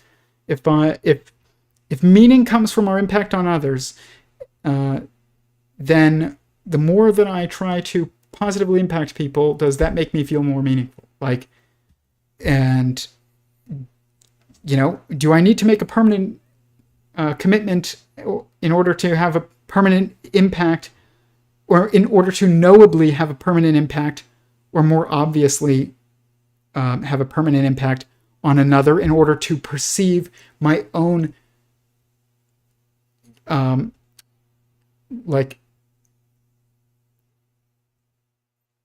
permanent meaning, I guess, like fundamentally ever-present meaning, instead of just like, oh, that was meaningful because he bought me, my groceries. It's like, no, if you make a permanent impact on someone's life and you're aware of it, and it's something that you're aware of every day because it also permanently impacts you, are you going to feel more meaningful? And like that, those things you can test. They might require like big decisions, but yeah, I mean, this journey has been incredible, and I kind of want to just share my journey with this theory and talk a bit about it today. And because I wanted to do that with that video a bit, is to talk about what I learned. Obviously, I was much more quick and to the point in that video than I am here, because that's not live, and I'm not talking to anybody who is able to respond in that video, but I can here in the chat, and I will get to everybody's questions and statements always. But it's just been incredible. But it's been challenging to me in every way too. Like, it's challenged my ego. It has challenged my patience. It has challenged my understanding of pretty much everything that I thought I knew. And it does tend to usually lead to peace if I try and understand something in its framework long enough, I will say. But at first, sometimes it can be, its implications can be frightening even to me. But it's been awesome. I'm not recommending anybody go trying to develop a theory of everything, though. But if you do have a theory that's built on fundamental assumptions, then these are the challenges. The challenges listed in the video that I posted are the challenges that you will definitely face if you go to propose it. There are universal challenges that I described there. There's also personal challenges that you'll face, but I'm only trying to speak to the universal ones. These bots, man, in the chat. If you listen to me often, I have at least a couple mods, but if you want to be a mod, let me know in the chat. Let me see if I can make someone else a mod. Okay, made another mod. Just letting the people who are normally here, who I see often, be mods. Okay, there we go. Let me know if you don't want to be a mod, then you don't have to do anything. But Elohim is is the all in all. Yeah, it's enough said. That is the theory. Yes, that's true. Elohim of the Bible is before heaven and earth, prior to all things, is the invisible God. The all in all. It's not before, but yes, it's before. Do you think God has something akin to DNA, or is it more like he is DNA? Both. God, the structure of consciousness, the double helix structure is the structure that I have found to be the structure of information coherence and viewed from within a system. So, like, that's what my patterns in my work have suggested. Here, look. In every way. So this was interesting. Somebody asked me to turn all these values into binary, but by the way, this is a double helix. It just continues. This is the double helix on a cosmological level, but it's also viewable on a technological level in the blockchain. It's also viewable in a organism family-based level, and it is also viewable in like a molecular level, and that pattern linked together is a double helix on a universal level. But you can see it here. You can see where it like twists, and that twist, after it goes through a complete rotation, you get another universe, or verse, I call it. But it's the double helix pattern, and it's a 19 by 19 grid, and if you look into the patterns of DNA, you will see they match up with the patterns in my models, which was pretty amazing to discover. Like here's DNA. Base pairs per turn, left-handed, A form, B form, helical diameter. All of these values occur in my models, and some of them occur exactly where you would expect. But you can see it in the spin sequences of numbers. This is just a number sequence that I made. You can see it in the Fibonacci sequence, but it's hard to see it. But you can see it's like this spiraling rope of numbers if you just kind of look at it. It's easier to see here because it's isolated, but you can see it's like a twisted and braided rope. It's just the structure of information coherence. It's self-referencing information. That's why it's a spiral. And so is God DNA, or does God have DNA? Both is the answer. And more.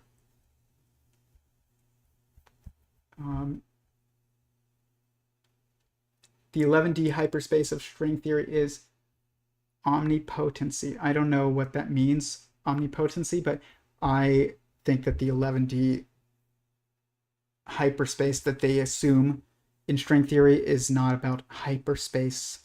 Like they don't even know what hyperspace is, guys. Hyperspace is way simpler to understand than what they make it out to be. It's not this like just, version of reality that's beyond comprehension. You can comprehend reality from pretty much any perspective. That doesn't mean you can you can perceive it from any perspective. You can't see the God's eye view where, you perceive all at once. Like, you can't perceive that, but you can understand that from the perspective outside of time, that you perceive everything simultaneously. But that doesn't mean like you can conceptualize of what that looks like, but you can try and you can understand it conceptually, even though you can't like perceive it. And that the 11 dimensions that they perceive in string theory, I predict, are these.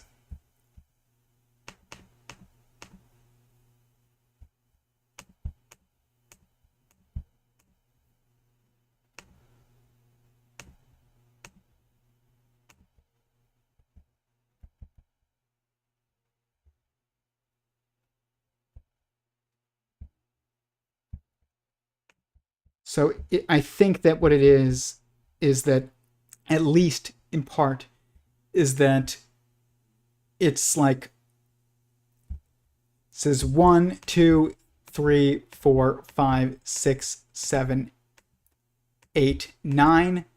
Then 10 is like the unification of this. And then 11 is the restart. So it's you can kind of count it here. So look at like the stages of sentience. You're like here, and let's just see here. If you go here and you look at this, you're like 1, 2, 3, 4, 5, 6, 7, 8, 9, 10.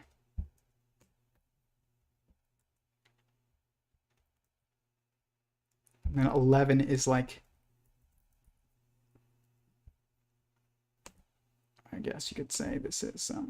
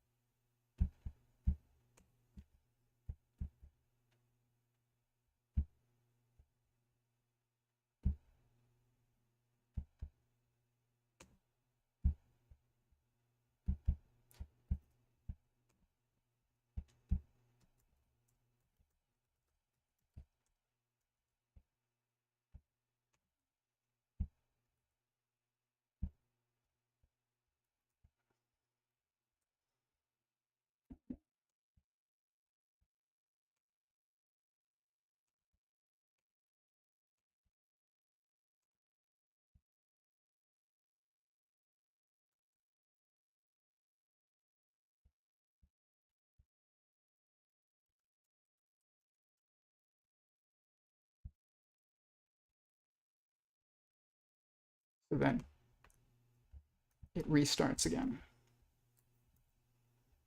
So basically, it counts to 11. Say 0.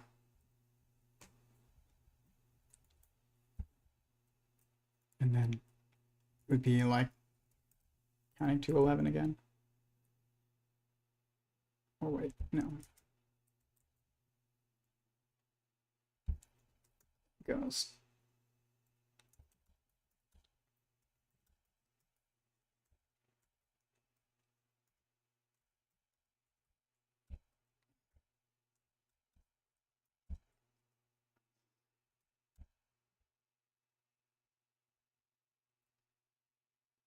So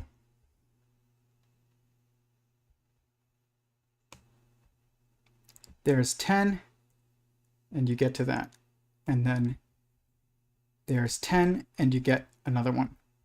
And then 21, 22, 23, 24, 25, 26, 27, 28, 20, 29, and then 30, 31.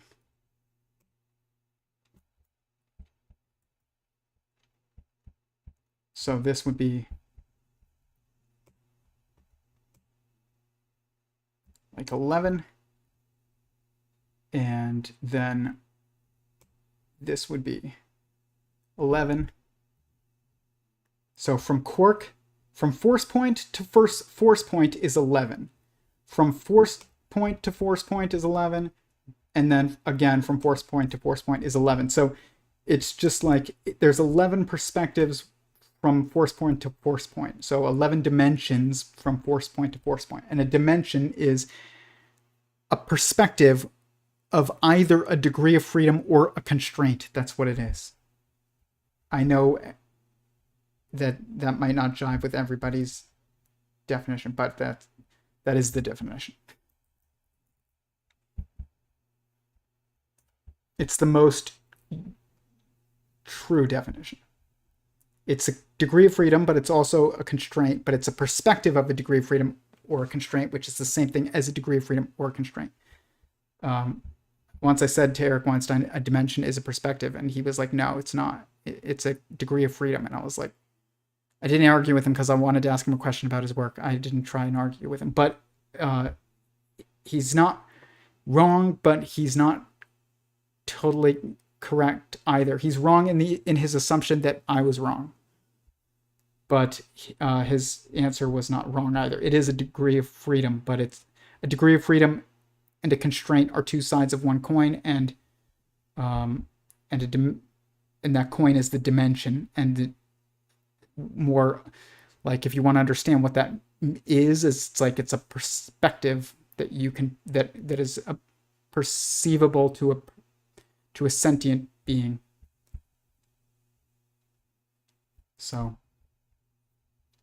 it's like if the degree of freedom is, if you're in a hallway and there's, you know, a wall behind you, and that's a constraint, so therefore you have to go this way, to where, you know, down the hallway where there's a door at the end. Like, the hallway is the dimension, and the degrees, it is the degree of freedom that you can move through, but it's framed by the constraints, because, you know, is a hallway defined by the walkway that you can walk on, or is it defined by the walls that enclose it? You know, both. So it's a dimension is a perspective, but it's a perspective that is framed by degrees of freedom and constraints. Or it's a perspective of either a degree of freedom or a constraint. That's what it is. And it's also framed by degrees of freedom and constraints. It's not like, in some ways, dimension has much harder, more concrete definition than we use even in physics, but in other ways it's not. It's more encompassing of, in terms of what it, of its attributes, than it is in the physics definition, if that makes sense. And then in the definition that is outside of physics of the physics community, that is not my definition. It is the true definition.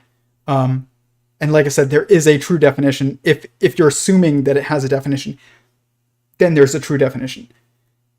It's built into the assumption of trying to define something. If you're trying to define something and that doesn't have a definition, you'll never be able to define it. And if that's a possibility, then you have to back up anyways, in that process. But in saying that there is a definition to a dimension, then you are implying that there is a true definition, and that it is not just what someone stated is, what someone outlined it as in, you know, in the encyclopedia. But, you know, there is also definitions inside of encyclopedias, but those definitions are not always as true as they could be. And sometimes they're just not even true. But, it's funny, I was like filming by propping up my that video, and I had to prop it up on a book to make my computer a bit higher, so that it didn't look like I was like looking away from the camera when I was looking at myself in the being recorded, and it was propped up on this. I just thought that was funny. Not like it doesn't really mean anything necessarily, but maybe it does. But that's what I think, like a definition is of a dimension. Like, this is 11 dimensions, and this is 11 dimensions. Let's go down. Come on. There we go. So from universe to universe is 11. If you include each universe. And it's 9 in between. If you don't include the preceding or the succeeding, the preceding and the succeeding, and you only include the preceding or the succeeding, then you get 10. Which makes sense. Think about what these numbers kind of seem to mean. It's like 11 is 10.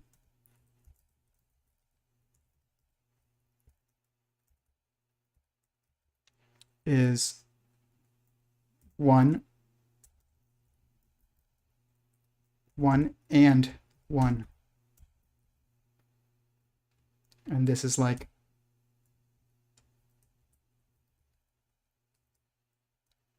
one and none, or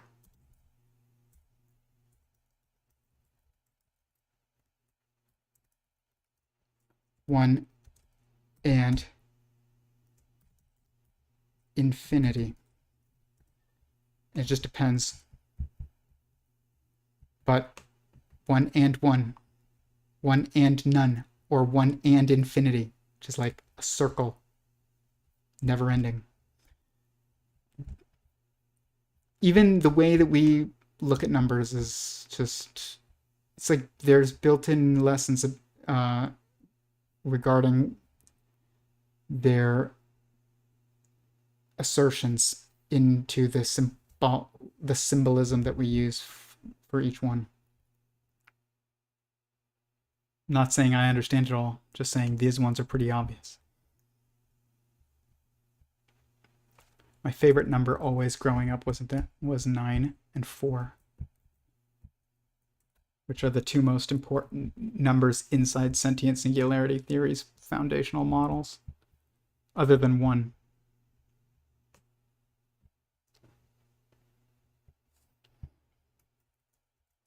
Which is pretty cool.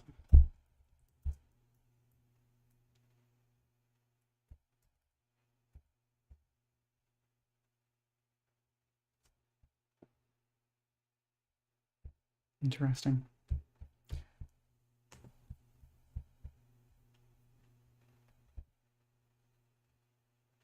Did I miss something? I'd like to eradicate the spammers as a mod. Fantana Ninja, I appreciate that. And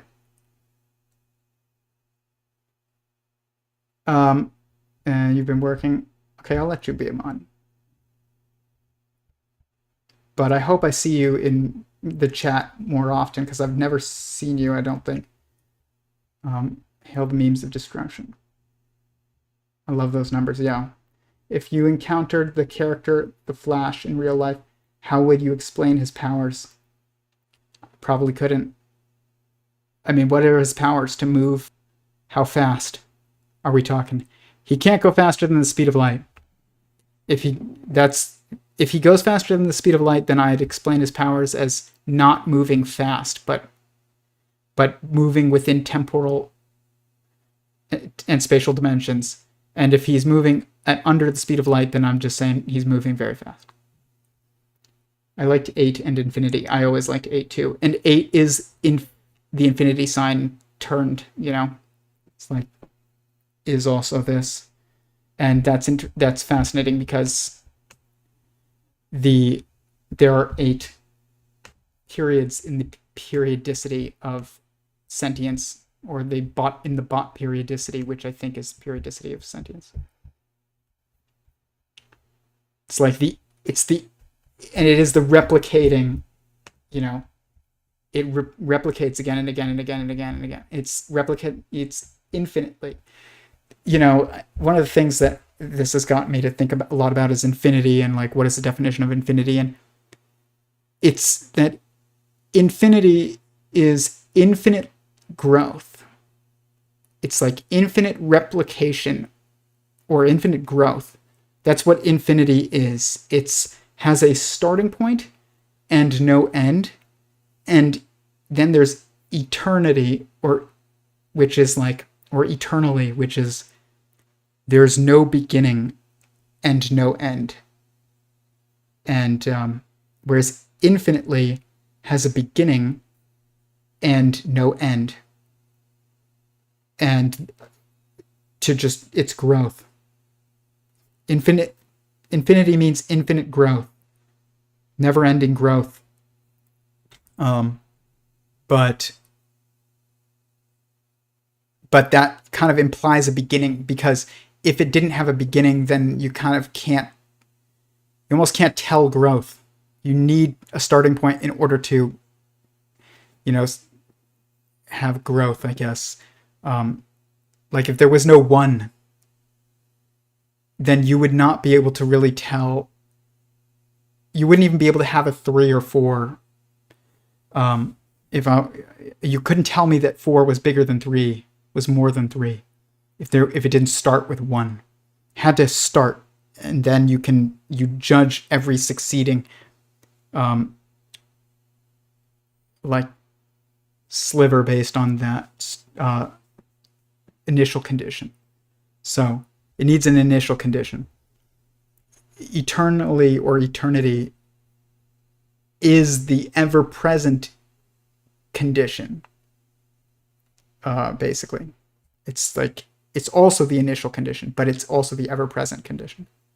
So God exists eternally, not infinitely. Creation is infinite.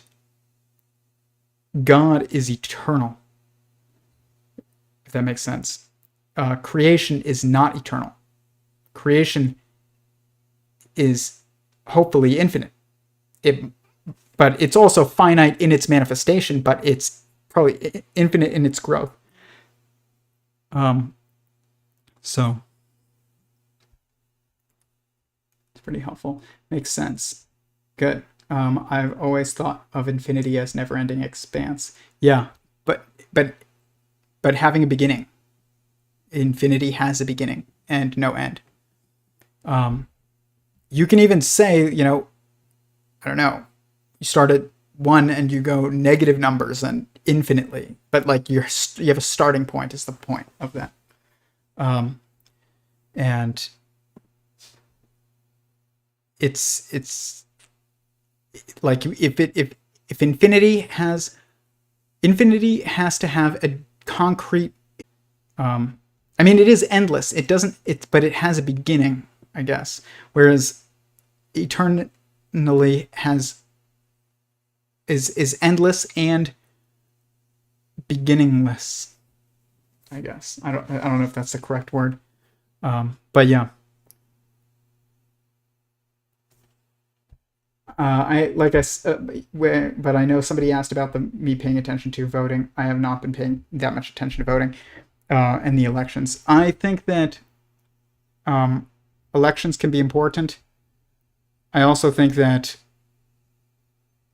the empire is falling, and I think that there are specific elections that are more important, and that doesn't mean like this presidential election or that presidential election or this gubernatorial election and not that one.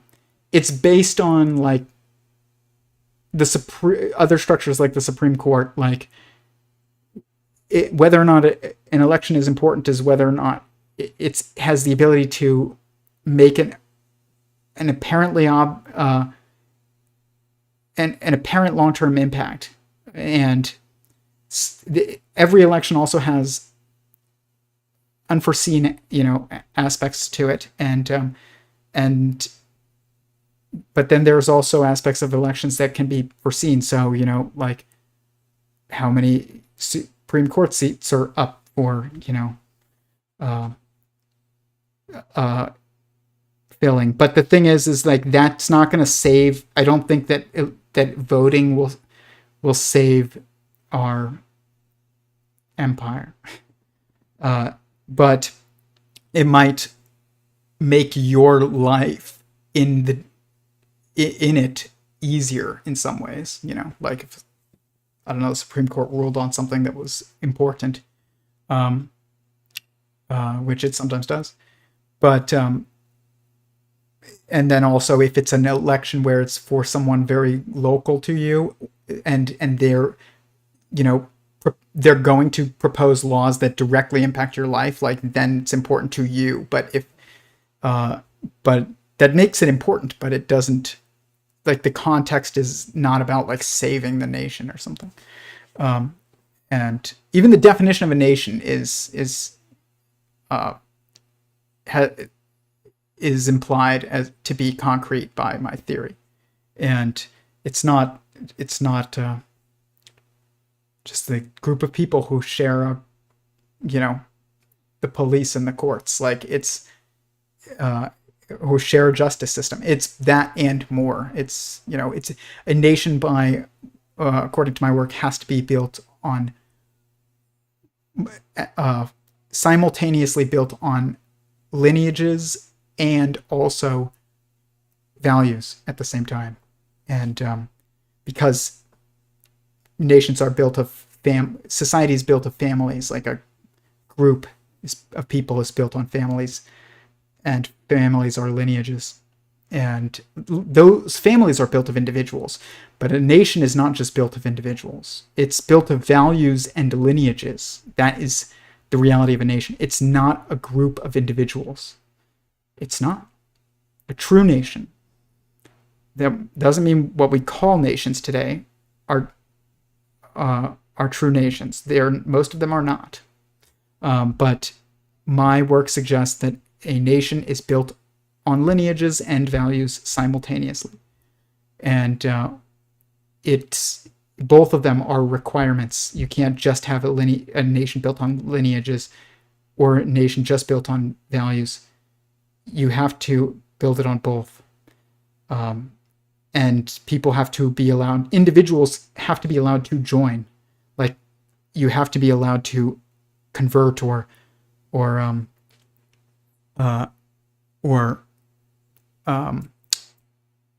immigrate, you could say, gain citizenship of a nation, but from outside it. But that has to be based on values, and then from there, once you're within it, it's based on like lineages, I guess, because your kids are always going to be like that part of your nation too. Like, if your parents are American, then you're American. But right now we have it as like, if you're born over there, then you're American. But if you're born right there, 10 feet over, to the left, not American. That makes no sense. It's not an objective structure at that point. Or people who think that it should just be based on lineage, then it's not based on values, then there isn't anything defining of expectations, and there's nothing to guide the people within it. So it's like soulless at that point. So therefore, it's not a nation. But if it's also just based on values and it's not based at all on lineages, then that means your kids are not the same nation as you, and therefore it's not a nation. It's just a worldview, because there's no continuity to it. So of attributes and that seem to be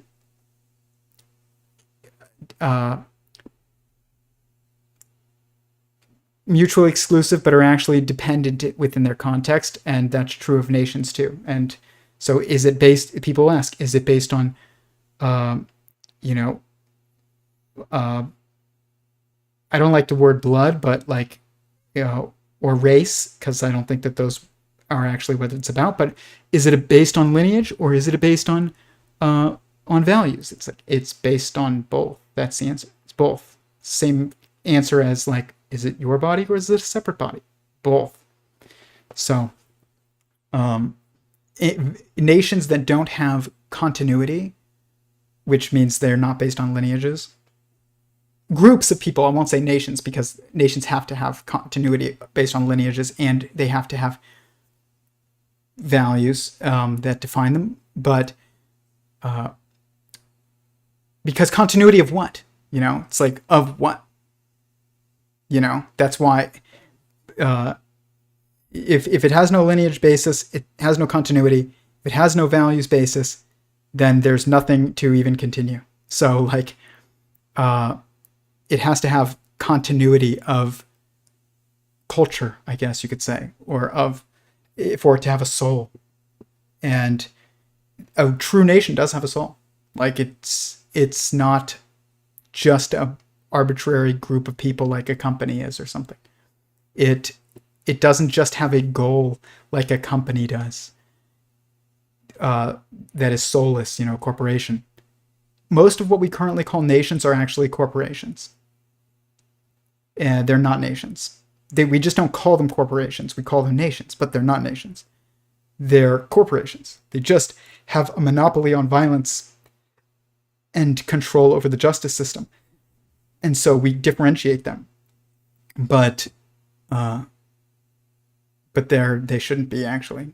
Like, it's just a corporation of law. That's what it and of violence, like, which is like, that's what the goal of the corporation is. That is America, or, like, Germany, or France, or Italy, or I don't know, even Japan at this point. Like, all of them basically are just corporations, and their goal is to manage the justice system and to manage and to maintain a monopoly on violence. But it's not a nation. Nation has to have two things that almost no nation on earth is like one. Has, maybe there's a couple, but I'd have to look more deeply into it. Has nothing to do with where you're born. It has everything to do with who your parents are, and everything also to do with what your values are, especially when it comes to gaining citizenship from outside, like converting, or like joining, or immigrating, like to a nation. So that's like that. Like, what would the nations of the world think? They wouldn't think anything, because most of them are not nations, so they don't have any thoughts. Like, so they don't. But what would the people who manage what we call nations of the world think to the statement of, 99% of the so-called nations of the world are actually just corporations with the goal of managing, their justice, their legal systems, and maintaining a monopoly on violence? They would probably be not happy about that. So, but that is the implication, and so I think that voting is and elections are really effed up, and I think that we have social aspects of our social instincts at play that are really screwing with our elections. I think only married people should vote, is what I think, to be honest. I think only married members of that nation, or that corporation, whatever, should vote. Not that corporation. Only the married members of a nation should vote. That's what I think. And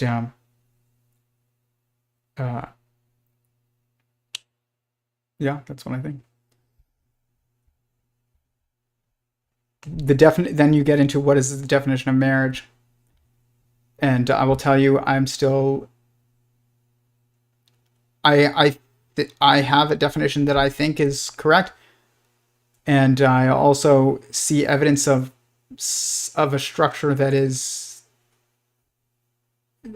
maybe unique and not marriage, but it's something close in our. And so I'll get into that on another stream, but it's a fascinating subject. But yeah, I think only married people should vote. That's what I think about elections. I think that the more that if it's not married people voting, then you're just setting it up to have democracy work against you. See, democracy, voting is a tool. It is not an intrinsic right, like people think it is. That comes with being a member of a group. That's not true. It's a position of governance. It's literally a position of governance. It's just the lowest level of position of governance that a member can have in a nation. You don't have the intrinsic right to be the president. Okay? Just because you're an American doesn't mean you can be the president if you want to. You can, if you fulfill certain requirements, obviously, that we have, but that are more subjective, some of them.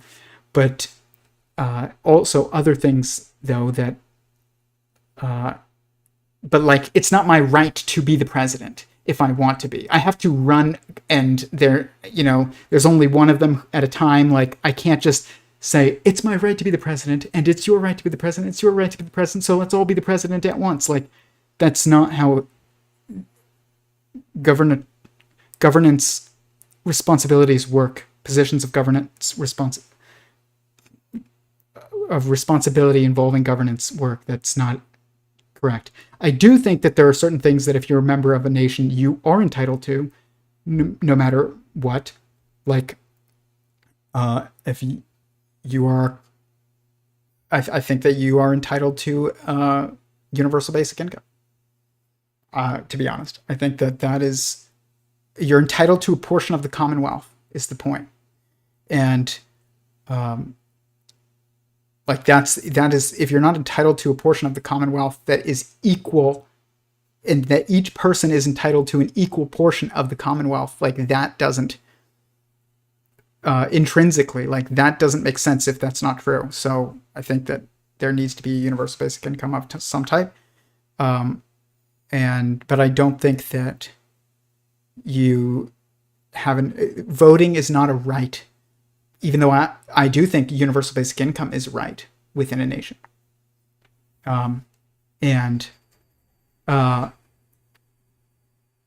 But I mean, there's natural rights too, like the right of self-defense and all that stuff, and to say what you think. And sorry, that's my misting system for my geckos, but it'll be off in a minute. But I get, like, I don't agree when people say, oh, it's, voting is the most important social responsibility that you have and everybody deserves the right to vote. No. Voting is a tool. That is what it is. It's just like being a judge, like judges are tools. Judges in courts are tools. Voters are tools. Voting is a tool. Being a member of a juror is a tool. Juries are tools. Judges are tools. Courts are tools. Democracy is a tool. It is not the goal. It's a means. Okay, so that's why it's not an intrinsic right, because that would imply that it's a kind of like a goal, but it's not. It's a tool. And people who are not married people who are married, I'll say this, I'll word it like this. People who are married are intrinsically more likely to value peace and the future, aka growth. They're intrinsically more likely to value peace and growth.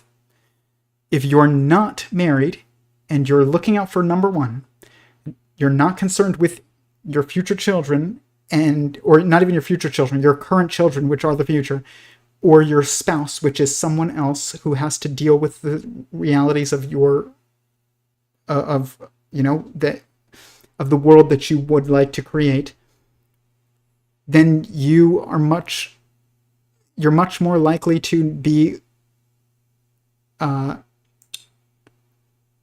people who are not likely to value not likely to value peace and the future are unmarried people. Married people want peace and they want a future that is prosperous intrinsically. They're not out for number one as much. Not saying there isn't selfish married people or anything like that. I'm just saying they are intrinsically tied to peace in the future. The people that burn down Walmarts when there's rioting, not usually married, because they need those Walmarts and those grocery stores for their to take care of their children. Like, that's why they are the ones who should be voting. They're not the ones who would want to burn the system down. And voting to burn the system to the ground is bad, but also voting to prop up a system that is destroyed, that's already no longer working for you, is also bad. But we're talking about like within a system that is ideal, which is one in which the voters are valuing peace and the future, or peace and growth. They're not they're just not as self-centered, which isn't I don't say that as a judgmental thing. It's just like you can't be as self-centered if you're married. You usually have children too, or you want to usually, and even if you don't, there's somebody else there that has to deal with the consequences of the world that you build, or that you burn. So I don't know how I feel about voting. Everybody says this, get their little voting sticker, and they're like, "Oh, I voted." Do your voting, exercise your right to vote. It's it's your responsibility. Even they'll say, or it's your civic duty. They say, voting is, especially if you are not married, is not. I don't think it is your civic duty. And if you are married, I do think it is your civic duty. And I still think it is the least important civic duty, one of the least important civic duties that we have as members of a nation. You have a much more important civic duties. Like, get married. If you are attracted to the opposite sex, then you have a responsibility to get married. It's probably your most important positive civic duty that you have. Positive meaning like you have to do something for it. It's not like don't steal, don't murder, don't lie, don't slander. Like those things are very important, but they're negative responsibilities. They're don't do this versus do that. The most important do that thing that you have, responsibility that you have, is not voting. It's like get married, at least if you're attracted to the opposite sex. And maybe more, but that's for another discussion. But at least if you're attracted to the opposite sex, it is probably the most important positive civic duty that you have, because it incentivizes growth and peace. Like, that's why. It is the only way to incentivize growth and peace, actually, in the long run. You can even if you don't get married because, let's say, you're not attracted to anyone, like, even, or at least the opposite, you're not attracted to the opposite sex, it's still your duty to support the institution that supports growth and peace. Your culture should not be in opposition to the culture that supports growth and peace, which is the culture of marriage. So, like, if your culture is hedonism and it is the opposite of the culture of, like, modest family values, I guess, then you're not upholding your civic duty. So there's just so many more important things to me than voting, especially at this point in the stages of our empire, I guess, which is what America is. It's like there was a Roman Empire, there was a Persian Empire, there was a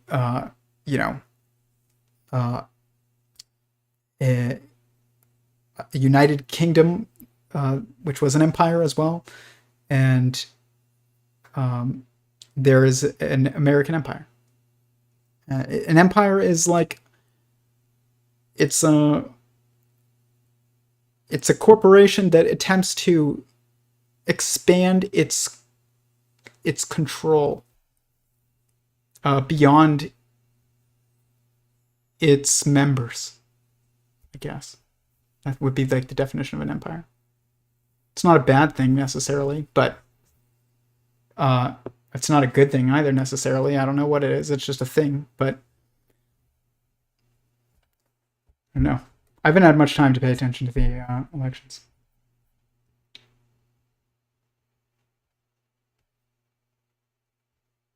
Plus, I live in California, and our elections go one way every time.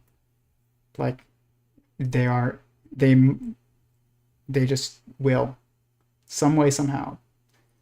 I always thought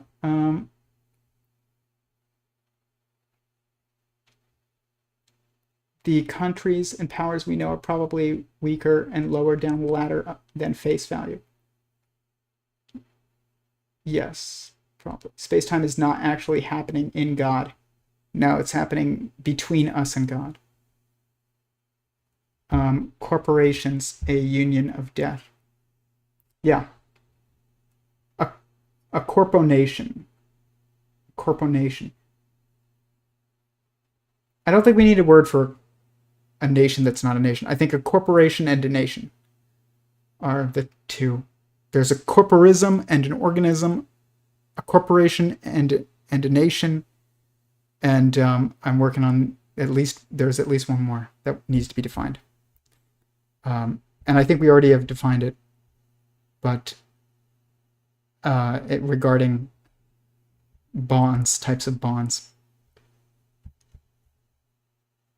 Okay, so this is what it is. Okay, this is interesting. So I call them pseudo-singularities. And so a pseudo-singularity versus a sentient singularity.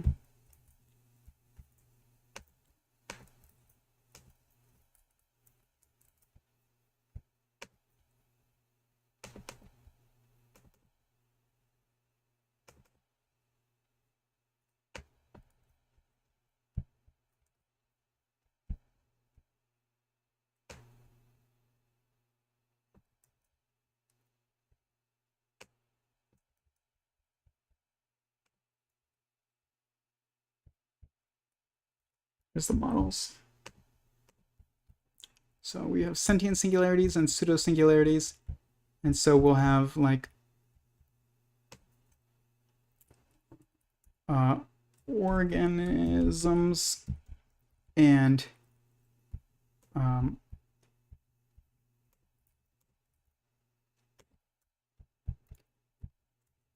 corporism, which is a term that I made up. Corporism. I don't know how you would spell it. Corporism. Corporism. I think that's it. Then there would be corporation. Is that how you spell corporation? Yes. And then there would be nation. And then there is oh man, what was it? It was here's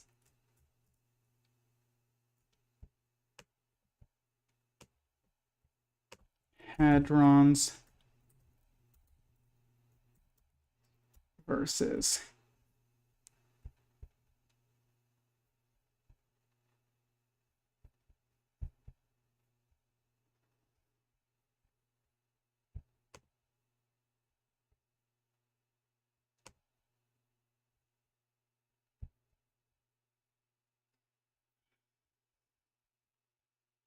I think they're called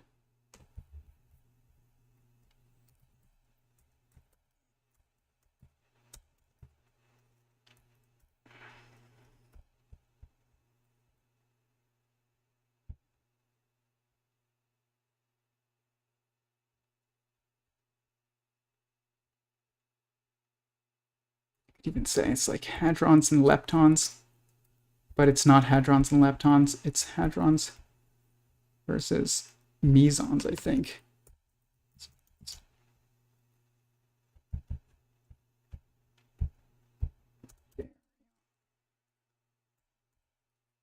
I have this all modeled out, but I just don't know where it is, and I don't want to.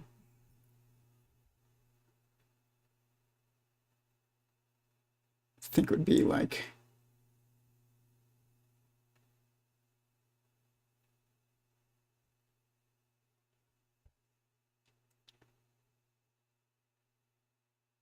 baryons.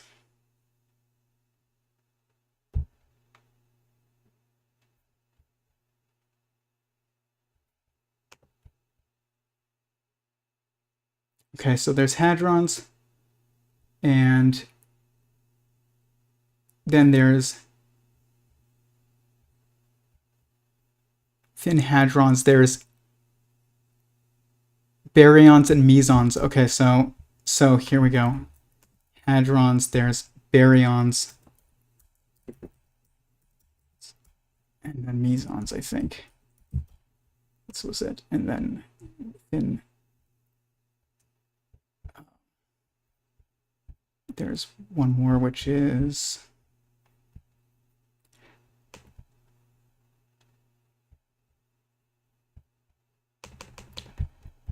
types of bonds, which is like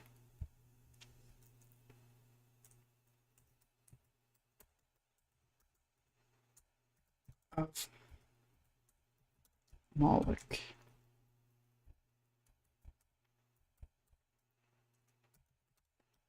And then we're going to go. It's ionic and covalent. So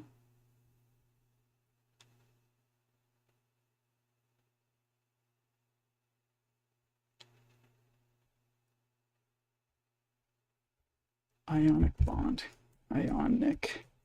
bond versus covalent bond. So I think I know it. I just want to make sure. Covalent bonding involves the sharing of electrons between two or more atoms. Ionic bonds form when two or more electrons come together and are held together by different charges.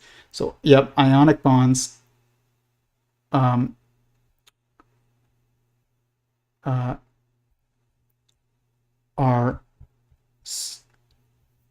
pseudo-singularities.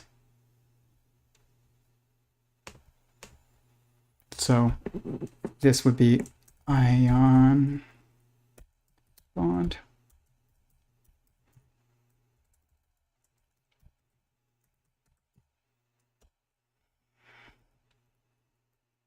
And covalent.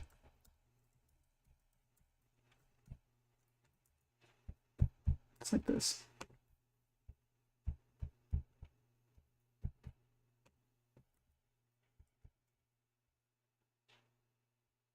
Essentially.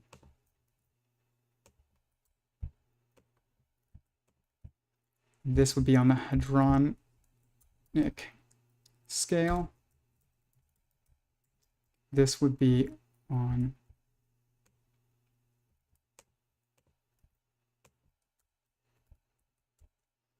the molecular scale. This would be on the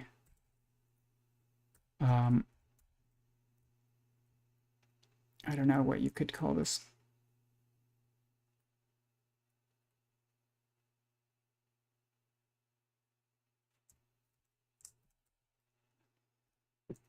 Organism. You could just call this a cellular scale. Or multicellular scale. For now.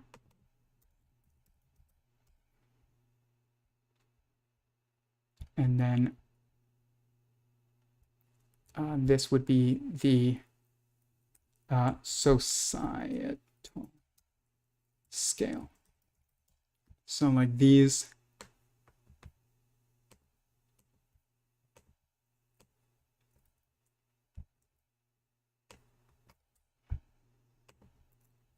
are sentient singularities. They're all sentient. They have information coherence and continuity that's true.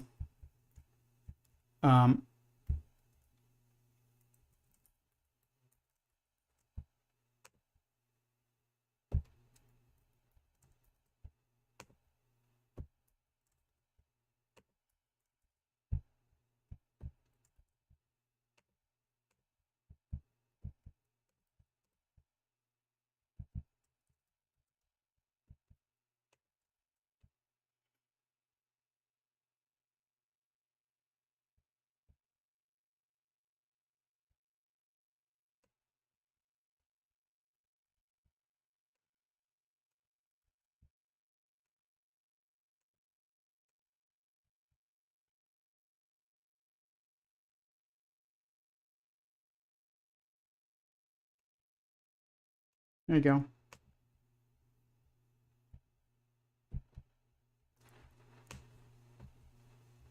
hadrons, molecules. We need like a different term for organism. It would be like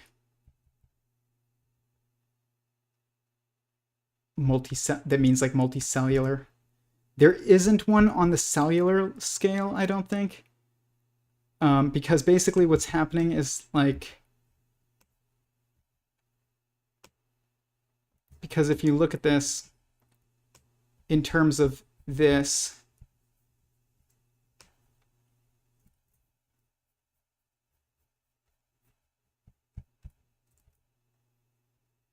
where is it?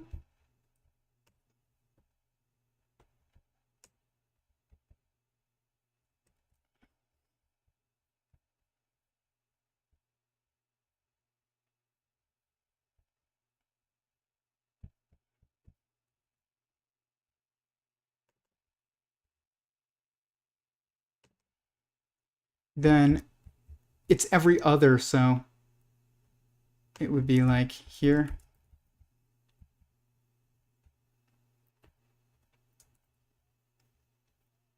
Hmm. 2, 3. Okay.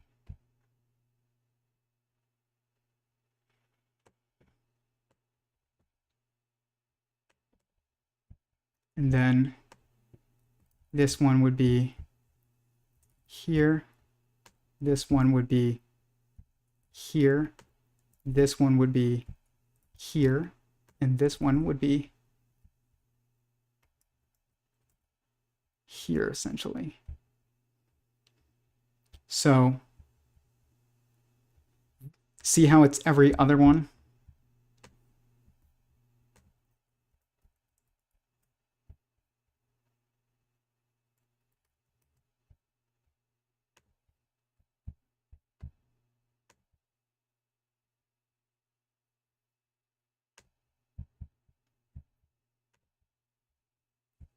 It's like this one,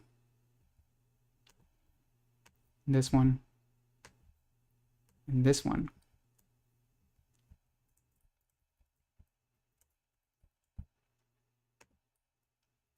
And this one. And what's interesting is that these are all the ones that we view as like singular, say, nation. Kind of, or basically.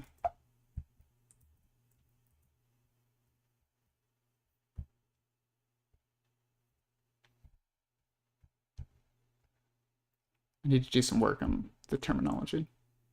But it doesn't exist in quarks because none of them are sentient. No fundamental,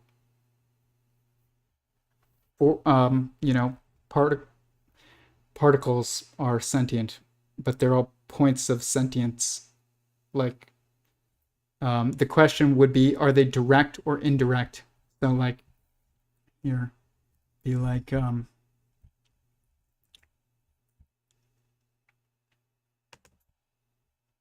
probably that continues. So it'd be like direct,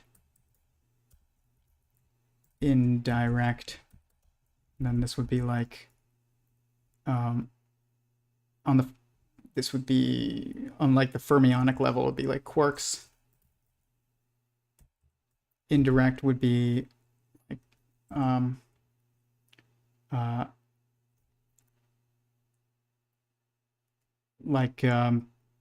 electrons and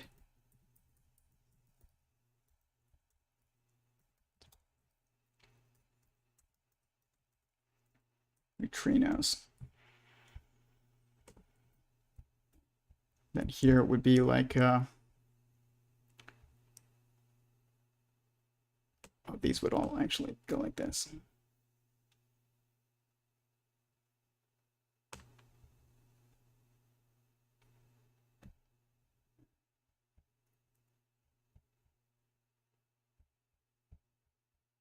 This would be like, I don't know. Maybe it's like eukaryotic.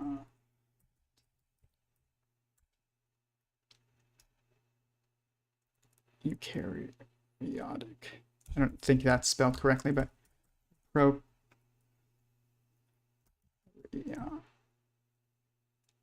prokaryotic.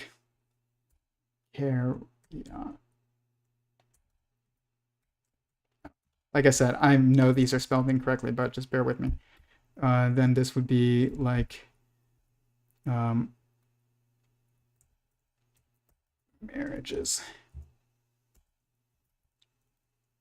And then this would be relatives.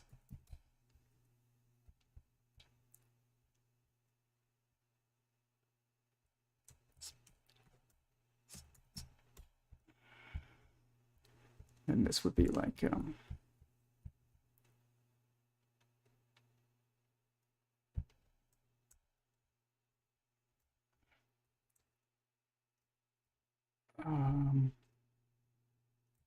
occupation.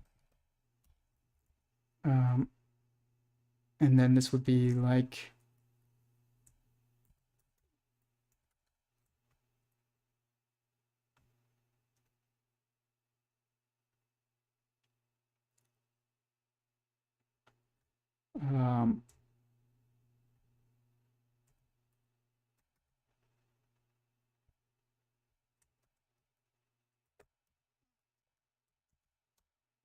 if you know about sentient singularity theory, then some of these will make more sense than they seem to. But something like that. So this would be for these.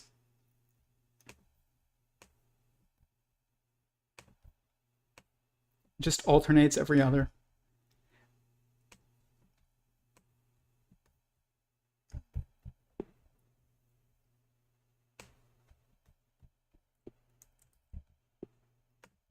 But anyways, any final questions? Otherwise, I'm going to go. Which gecko species do you currently have? I have neon day geckos, yellow-headed dwarf day geckos, Lagodactylus campbellii. I have chameleon geckos, which are Urodactylodes agricolae. I have peacock day geckos, which is Phelsuma quadriocellata. And then looking over there to find out. And then I have mourning geckos of various types. Should men be sexually promiscuous before marriage? No, I don't think so. Are there benefits? None that couldn't better be achieved by just getting married. As somebody who slept with other people before I got married, I can tell you, did it benefit me? In some ways, it seemed to at the time. I don't think that it was the best. I think I would have gained all of those and more, and without causing any damage by waiting until marriage, if that makes sense. So I understand why to men it seems like sleeping with somebody before marriage, or like sex before marriage, can have benefits on your confidence and things like that. It causes damage also to people and to society, and that damage could be completely avoided by waiting until marriage. And if you get married and then have a wife, you'll still gain all that confidence. You don't need that confidence. Like, what do you need confidence with women for, other than just getting married? Like, if you're just going to get married, you don't need to be able to be good with women. You just need to be yourself and have a goal. My wife and I are gonna do a stream, like a series on marriage pretty soon. Not just one stream, but all the benefits of sleeping with somebody before marriage are gained by sleeping with the person that you're married with, and you can avoid all negatives by waiting. So that's what I have to say about that. I also understand that is very difficult in today's culture. That's mainstream culture. Orthodox communities do not have this problem. They also get married much younger. If people have to wait until they're 20 years old to have sex, that's not that difficult. If people have to wait until they're 30 years old to have sex, much harder. But we can all fix that by getting married earlier. Can make it easier. But that also means not going to college. Like for most people, college is a horrible thing, and I gained a lot from it, but I think I would have gained everything and more without the debt by just avoiding college and going straight to work. I would have been further along in my career. And I didn't go into what I got a degree in anyways, and most people don't. So unless you already know what you want to do and it requires a degree, don't go to college. The idea that you need to go to college to find out what you want to do, which is what I did, that's just a terrible idea. And I wish I believed it. I wish somebody had told me that, but even if they did, because I was told the opposite of that. I was told, go find out, what you want to do. But the thing is that the generation that told us, oh, go find out what you want to do, go to college, go find yourself, figure out life. Those people went to college when you could pay off college quickly and easily. Like, the investment requirement wasn't the same, and it also wasn't as much of a prolonging of adolescence as it is today. But today it's much worse in every way. The financial investment is enormous. The time investment is enormous. And also the hedonism that is found in it is much, much greater even. That doesn't mean that what people are doing is different. It just means like what is accepted publicly as far as what people are doing is totally different. It is a hedonism factory, the colleges today. That's what they are. And they are hedonism factories that enslave you with debt. That is what they do. They're terrible. So no, men should not be sexually promiscuous. You must follow the golden rule in everything. Okay, which the golden rule isn't just do unto others that which you would do unto yourself. It's do unto others that which you would want done unto your own.